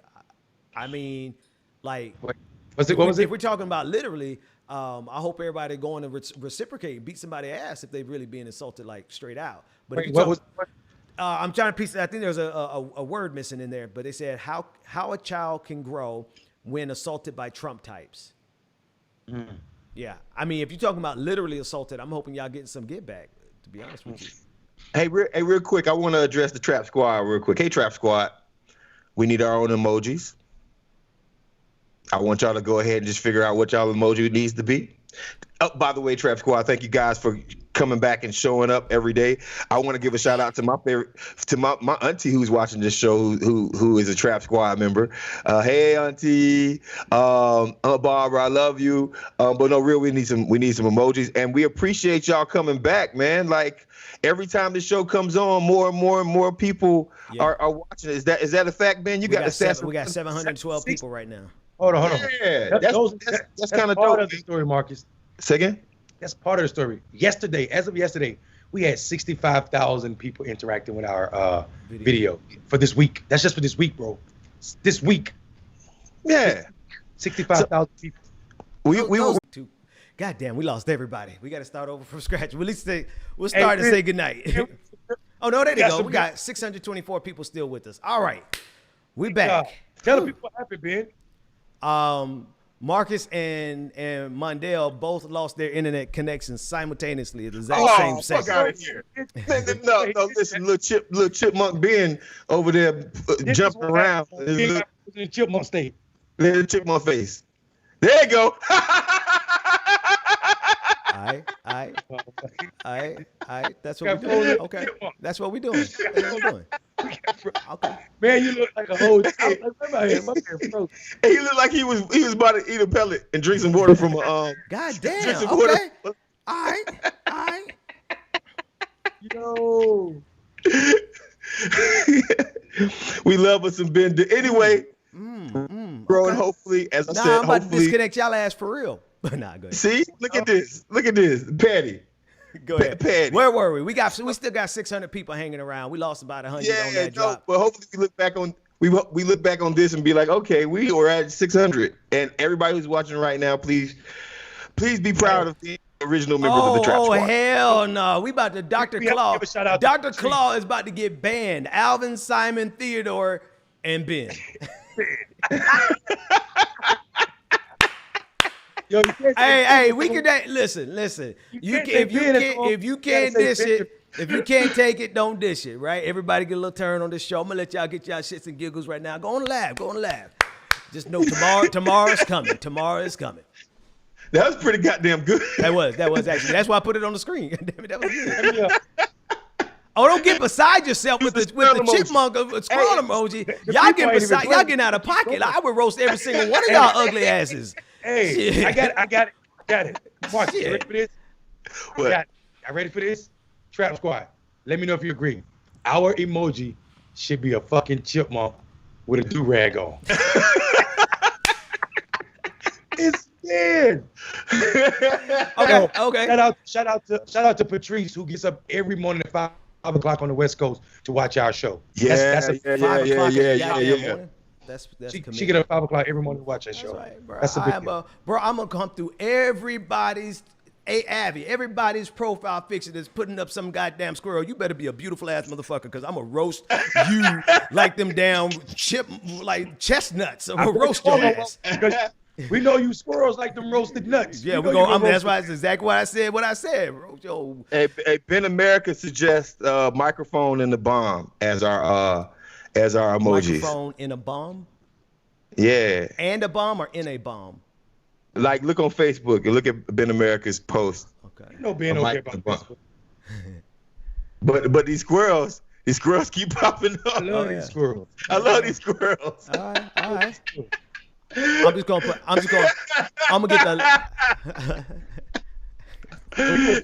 Trap Squad, that was organic. Yeah. That was the most organic thing that's happened on the show so far. Fuck you. Who's next? Let's see what this is. Mark, just get the screen. I can't do it. I can't do it. To be honest with you, though, I'll tell you what I'm doing. I'm going to stop fake laughing at y'all corny ass jokes, because y'all just making fun of my laughter. I be laughing trying to make sure that y'all jokes don't fall flat. So I'm going to stop laughing on y'all fake ass jokes. That's number one. Number two. Man, come on, man. Number two. Nah, we all good. We love you, man. Is this what he mean? A microphone and a bomb. Okay. Yeah, but it looks like the Trap Squad wants squirrels. What it is. Hey, you know. Thank you for that moment. See how shit happens? Guess what? It ain't even gotta be a squirrel. It gotta be a hamster. He look more like a hamster than a Ain't squirrel. no goddamn show without this squirrel, all right? So y'all want to keep being funny? Y'all want to be funny? Is it a squirrel or chipmunk? Chipmunk. Yeah. Goddamn. I haven't verified. See, we haven't checked off screen about the acceptable range of insults, because it's been on my tongue so many times, and I'll check off screen first, because my natural inclination is just to say your mama, right? Just your mama, I know. Your mama, all y'all mamas in here, But we trying to respect the range. But if y'all mamas are watching it, that's a little different. So we'll verify that off. Go in on it. You should go on my mama. You should Hell go. I ain't talking about your mama. Shit. It's okay. I'm gonna cut you. So anyway, I ain't worried about you or Marcus. I'm worried about y'all mamas. Y'all mamas is black women. They ain't shit. No, that's my goddamn also, mind. You know what? My mother talks about you lovingly, Ben. Like, how's Ben doing? Oh. Tell mama we appreciate her. Oh my God. Oh, I fucking love the Trap Squad. Somebody just text me some dope shit. Yo, somebody just text me some dope. The squirrel with the gun. Okay. Why they do me like this? Okay.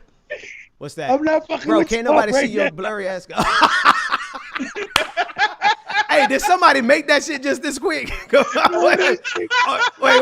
No, I need to know if you made that just now, because that's good shit. That's good shit.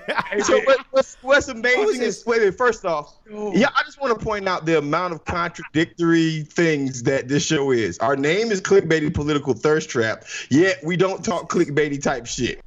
First. Secondly, we're kind of gangster in this field that we're in right now. We're kind of gangster in this field. And if our emojis are squirrels, are we gonna be gangster? Ben America just said that shit. All right, Ben America. Only squirrel, bro.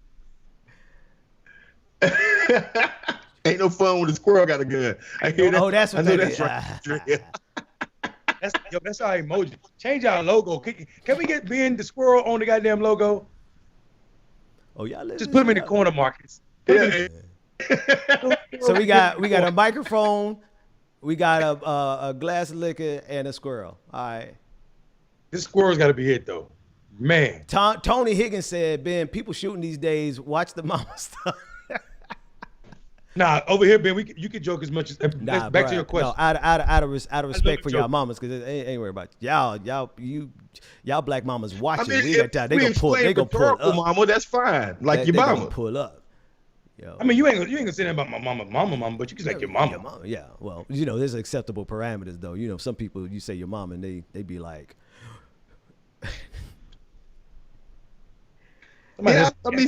Ellie Wood said, "Goddamn, I'm literally crying right now." Well, fuck you too, listen, Ellie. Man. Keep your damn super off, chat. Don't say no more goddamn. Huh? Whoa. So what happened? Wait. You know how cheap your mama is as a joke? Lose your contract. Well, that's the whole point of it. Are we talking money again? You hear what Ben just said? See, I got a whole goddamn breakdown. I got an itemized breakdown of every show, and this is it's all nice and pretty. I was gonna send it over to y'all ass, and I'm gonna make sure y'all niggas can't even pay y'all rent. Y'all not getting paid this month. Like Donald Trump. Y'all not Ben getting like paid. Donald Trump, y'all. Ben is like Donald Trump. Oh, I'm trying to read y'all comments. He's being audited. What you say about my money again? Now? Yeah. See, these niggas didn't care when I talked about their mama, but when I talked about their money. What you say about my money again? Here we go. Bose Einstein. Here you go. Said, this is for clarity. A child cannot grow when... Oh, they sent it again for clarity. All right, we're going to hold that because I'm sure everybody want to continue roasting for a little bit. So I'm going to give you out some space to continue your roast, and then we're going to come back to Bose Einstein, who clarified his question. Go ahead. Yeah, so Ben, can you hear me? Yeah, I can hear you. I can't see you, but I can hear you. You're like Donald Trump. Mm-hmm. You're like Donald Trump. He's always under an audit, so we never get that money. We never get to see Trump tactics. Mm-hmm. We never get to see the money from his show. Ben and Trump. We know where you learn those business practices. Mm-hmm. We know. Hey man, listen. That's the actual funniest. Funnier than Donald Trump is where I actually learned these business practices. Now that shit's funny. Go ahead, I learned it the hard way. I learned it the business. Hey, listen. First off, Mardell, be careful. Ben been on that little punching bag every day now. Oh, you know what I mean? You keep comparing that man to Donald Trump. No, hey, listen, Donald Trump. That's cool. The funny one. I'm trying to give you the one that really brings joy to me. Is when y'all compare it to the whole part. A little punching bag because he's a little man. I mean, this is strong man. But... Can I get a squirrel punch in the punch bag?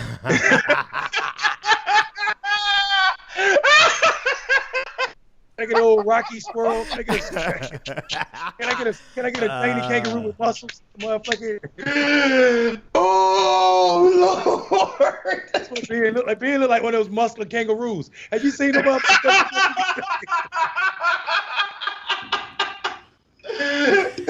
That's my fault. I restarted the stream for y'all old janky asses, and now we just spent the whole second half of the stream roasting me. But all right, let's go. Let's finish it off. Get it out your system. Get it out your system.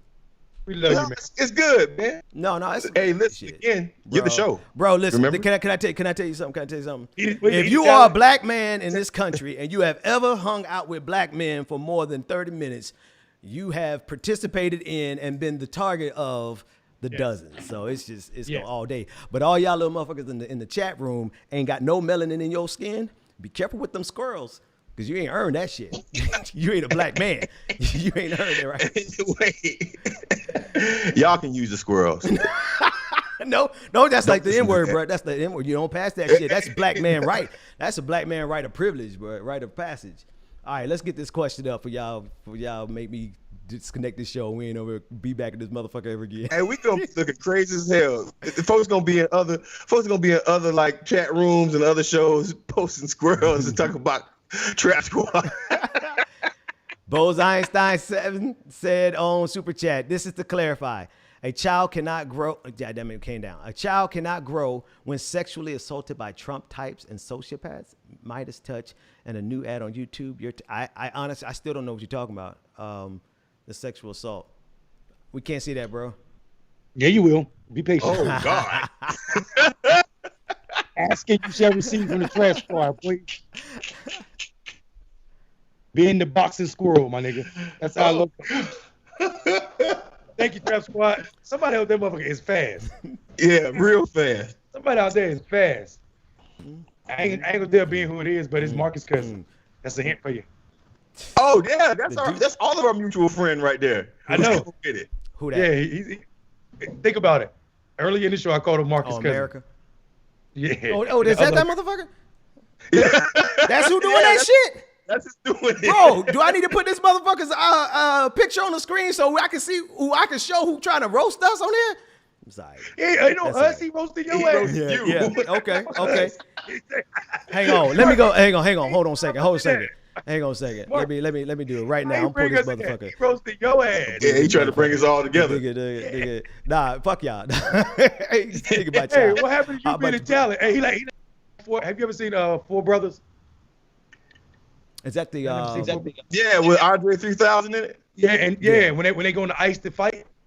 Yeah. He's like, you forgot I was a fucking union man. He left his ass out there like, you gotta fight on your own. You know us. You the talent. You the squirrel.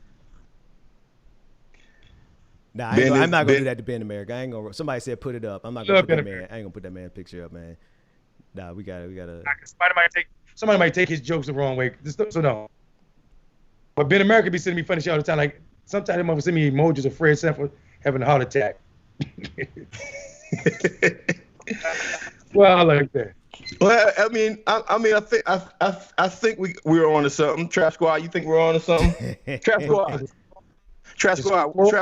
What would y'all like to see us do? Hold on.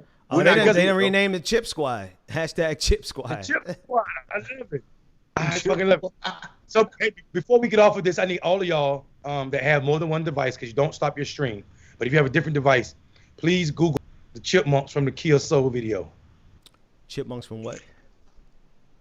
The chipmunks from the Kia Soul commercial. Somebody get those chipmunks for us, please. Nokia, the old phone Nokia. Nah, Kia. Kia Soul, the car. The Kia Soul. You know I got that Geechee tongue, Ben. Is that what y'all are? Y'all, that's what y'all folks is Gullah, Geechee? You can't understand shit we say when we get together. Them niggas be talking crazy as hell. What you say about my mom, bro? Wait. Did they say? Wait. First of all, it's a funny ass commercial, but did they say nigga in this commercial in the first 2 seconds? Hang on. Nah, you tripping. Nah, I don't think they did that. I think I'm hearing something. Hang on, I'm gonna play the video. Y'all tell me if I'm hearing something. You play your cousins. Just play the video.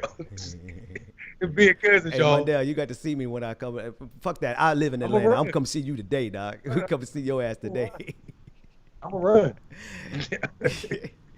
All right, here we go. This is tell me what they saying if y'all can hear it. Got it up. Hang on. All right. Y'all have to put it up on YouTube for y'all to hear. Check it. 내가 볼 때 여전히 너는 포스터.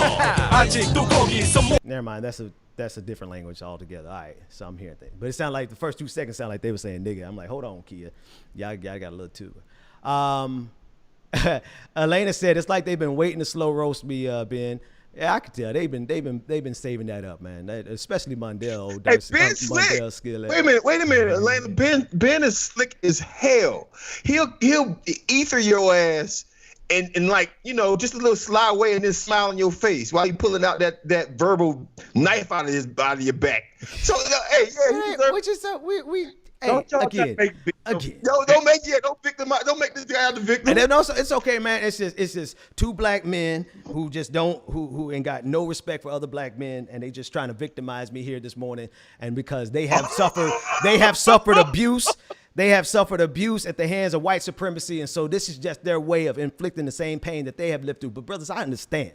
I understand your pain. That's why I'm not even mad this morning. This morning, I am letting you express yourself so that you could feel some sense of validation about your role on this show that I run. Marcus. Man, somebody get this man some pellets. Hey, Marcus. Nega is Korean. Yeah, well, I realized it was Korean as soon as I went past the first word. Gotcha. Nick Nack Paddywhack. Give a dog. Terrell Felter said it's that trauma. Terrell said it's that trauma. Y'all boys are traumatized, man. The Marines traumatized this one on the left. The Navy traumatized this man in the middle. So it's all love, bro. It's all. No, I mean America has traumatized me. Sugar Booker said, "Poor Ben" with the rolling eyes emoji. Sugar Booker, you don't know me like that. You don't know me like that, Sugar. Shit. I thought you just told her 2 hours ago that she do know you. Nah, See what I'm saying? It depends on what time of the show. It's the time of the show, nigga. I can be inconsistent if I want. Let me tell you something. Ben to party with his wife and children. His kid is the fourth member of the Thirst Trap. So you might as well go ahead and say that I think they know you, my brother. Theus Robinson said, Ben translated, quote, "I lost." Well, I mean, who said that? Theus. I mean, in a roasting session, the whole idea is, yeah, nigga, you lost as soon as it started, bro. There's no winning that shit as soon as it begins. So just wait for it. You just gotta ride that shit. You just gotta ride that shit out. Hey, it's like falling. Some people try to fight it, and some people do it quick. Just let it go. just hit the ground. Just hit the ground. Hey, listen, Jamal Lavar said Ben is big mad because hashtag Chip Squad is taking off now. I mean, at the end of the day, I still get paid, so hashtag Chip Squad works just fine for me. Whatever spreads the brand, nigga, the checks are written to Dixon Strategies LLC, so we good. Wait, what happened? Whoa. We found out. Hey, that's interesting. Yeah. Later, right? Y'all on my YouTube channel. We're going to have to take a look at the y'all on my YouTube channel. I'll be writing y'all checks. Hey. Watch this magic right here. Mm-hmm. Hey, Chip Squad. Marcus Farrell, Mundell Robinson, Benjamin Dixon. Can we get a agreement signed real quick? Can somebody create a contract? Oh Lord. Write it up. You know they're gonna write that shit up real quick before the end of the show. My inbox. Put the shit in my inbox. Let me give you those names again. Marcus Farrell, Ben Dixon, man, and Mundell Robinson. I'm about to pull up all y'all little janky stats here. Let me pull up what y'all made so far. I'm gonna put it on the screen. Nah, fuck, you know I ain't gonna do that shit. You know I ain't gonna pull up the back end of my YouTube channel to show nobody no shit, dog. Shit. Hey, let me tell you something. On the real, I was hurt a little bit yesterday from the light skin jokes. Seriously? Oh. No, I wasn't. I didn't think you were. You have to ride it out though. That's the thing. You just gotta shut the hell up and let that thing ride, boy. You gotta just let it ride out. You don't win. If you try to fight back, you lost even more. Just let that shit ride. Shit. Because there's always even in the barbershop, the dude who hadn't said nothing all day, when somebody's getting roasted, that nigga in the corner who ain't said nothing all day is about to hop in on it. Just eat through your ass for no reason. And that's how, listen, if you ain't, look, that's why I said, if you have been a black man and gone to a barbershop and been in there for more than 30 minutes, you've either participated in one or you've been the victim of one. Just ride that shit out. Shan Williams says the IRS need to audit that LLC. They already do. You can't make $5 in this country as a black man and not get targeted from the IRS. Ben needs to say, fuck you. I guess guys said we're boring. Who said that? On YouTube. G-High Guy. I would say guy. Yeah. Boring. Well, why the fuck are you here? You don't have to be here, guy. Shit. Nick said, me too with the light skin jokes. Oh, come on. Y'all don't have to be sensitive about, you know what? I can't tell you how you should feel about what, but everything that we do on this show is in love, no matter how deep the roasting goes and how long the fucking roasting goes for. It's all in love. So listen, Marcus said something to me, because y'all know I'm a nerd.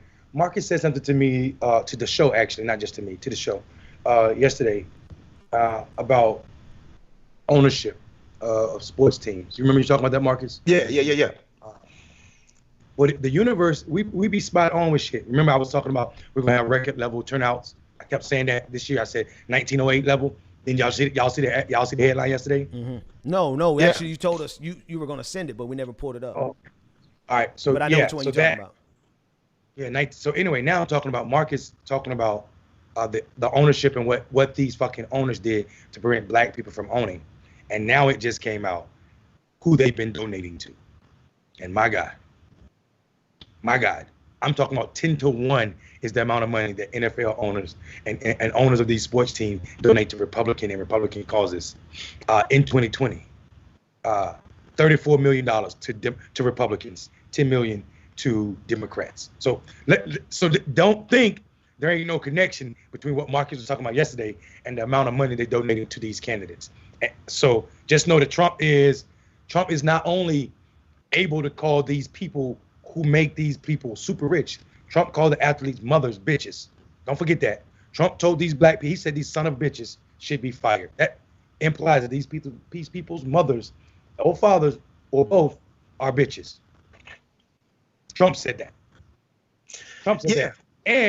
And these people make these owners super rich. Yet and still they still support this candidate who is totally against them. Pay attention to what's going on around you. I'm just telling you. If you are an athlete and you're watching this and you play, and you're in the NFL, you're in the NBA, because the NBA ain't number one. The NFL is number 4. That means hockey, NBA, and MLB all gave more money to Trump this year than they did Democratic causes. So listen to me. Don't get tricked by that fucking Black Lives Matter that was all over them NBA courts. These motherfuckers still give their money to Republican causes. That means these owners that y'all work for, athletes, still support these cops killing folk that look like you, that look like your boys, that look like your daughters, your cousins. I'm just telling you. Pay attention. And then let's not forget that, Jordan, the guy who owns the Bobcats, Jordan, and the brother Jordan has been doing some good philanthropy work recently, but also the man who I buy his shoes all the time also joined Barack Obama in making sure that these black fellas on the court didn't keep the protest up. Just want to remind everybody that. So sometimes Democrat or Republicans they work together. And obviously we see where their sort of where their loyalties lie when it comes down to them giving to Republican interests. Londell, that sucks, man. That sucks to think about your shit. Say again? Let me tell you the biggest donor. Tennessee Titans owner. Amy Strunk. Yep, I said her. Michael Bidwell of Arizona Cardinals. Y'all should know these names if you live in these cities. Mike Brown, Cincinnati Bengals. These are not your friends. The Glazer family that owns the Tampa Bay Buccaneers. These are not your friends. James Haslam of the Cleveland Browns. These are black cities, y'all. Clark Hunt, Kansas City Chiefs. Shad Khan, who owns the Jacksonville Jaguars, Marcus. Shad, I know. Robert Kraft of the New England Patriots. Pay attention, y'all. Stan Kroenke of the Los Angeles Rams. Woody Johnson and Christopher Johnson of the New York Jets. Jerry Jones, fucking course. Jerry Jones is up there of the Dallas Cowboys. Now, man, here's my thing, man. Jerry needs to stop. Yeah, he should be as neutral, but he's an oil. Wait a minute. How did Jerry Jones got rich through football, didn't he? He got rich through whiteness. Okay, I'll take that. You know what I'm saying? And all of the luxuries it provides you. That's how he got rich. Real quick, I want to throw this one on the screen because I think this is actually going to be a recurring segment. Torches and Pitchforks sent to the super chat saying, I love the hashtag roast trap segment. Just to be sure everybody know, though, that roasting goes through the internet, or we're gonna pull y'all asses from the audience in this shit too. So it is an equal opportunity, and I think we should make it a regular segment when the spirit leads. It's just got to be when it comes. You better have your picture right. Yeah. Yo, Abby, hey bro, hey y'all follow what's that comedian name? Black. And it can't be one picture. Tell him, Marcus, I'm nosy. I'll dig through you. You better get your picture right. When you say picture, Hey, bro, hey, watch everybody. Everybody picture gonna be upgraded on Monday. Watch, everybody gonna come out there with their best. You know what's happening on Monday? What's that? They're gonna go clean up their profile like Drake did when they found out he had the baby by that porn star in France. Her profile got cleaned up so professionally, so quick. I was like, damn, how they do that? So, they said that's how everybody. They gonna be on Monday. We coming for everybody. All right, fellas. It is 10:37. We said we weren't going to 3 hours, but we are at 2.5 hours already. So what say you? Yes, I want to close it out soon because I got something to do. All right, I'm with it. Now, I'm sorry. Nia here's my Garcia thing. says she's changing her profile picture right now. That's really, that's love. That's love. That's. You better be clean because y'all be snapping on us. You think I ain't see who was snapping on me, calling me the pescatarian? Okay, yeah, I eat fish every now and then, but I do pretty much stay vegan. Oh yeah, he eat fish all the time. Ask them. Even when he Yeah, you set people up all the time too, so that's fine too. Like, how much respect do you have for your own woman if you gonna offer your food God damn. to? Q to come in from Tam. Keep going, Marcus. Fish that come here. See what Tam had to say. I bet she got something to say. As soon as you already know what's gonna happen in the chat. Patricia Marshall McKenzie said, "I stand by all my pictures." Well, we were going to come see them in a few minutes. As soon as the show is over, we're going to come see them pictures. You know who she is. She got to be an AKA to say something like that. All right, we've been in here long enough. Who got the last word? Marcus? Hey, go vote. We vote around here. Go vote. If you haven't voted yet, go vote. Stop fucking around. Stop playing around. We need to celebrate. Listen, I'm not celebrating Biden getting elected. I'm celebrating Trump leaving. And that right there, like, we get to win against white supremacy, right? Word. Sort of kind of like the feeling when, you know, the Voting Rights Act was passed and all the racists were mad. I don't know how that felt. I wasn't there. I wasn't alive yet. But I'm pretty sure it felt a little good to have a victory over motherfuckers who want to see you dead and lose all the time. I just want to have that feeling one good time. Now, I'm not going to put the crown of Jesus on Biden and Harris, but I want to feel, I'm like Halle Berry. I want to feel good. Feel good. Make me feel good. And you know how you can make me feel good? Go vote. Take your ass to the polls right now today if you haven't done it. Go vote. Go vote so we can collectively clown. Also, I believe, if I'm right or not, Mondale, you haven't agreed to this, but me and Ben, I believe we're going live election night. We're trying to do a party for election night. Yeah, we're going to go live election night. So, you know, y'all get ready to kick it with us. And by party, I want to do a Zoom party. We invite everybody in the room, and that's what we go ahead. That also implies that you motherfuckers may have a conversation without me. That's cool. Go ahead. I'm listening. Yeah, nigga, we talk without you all the time.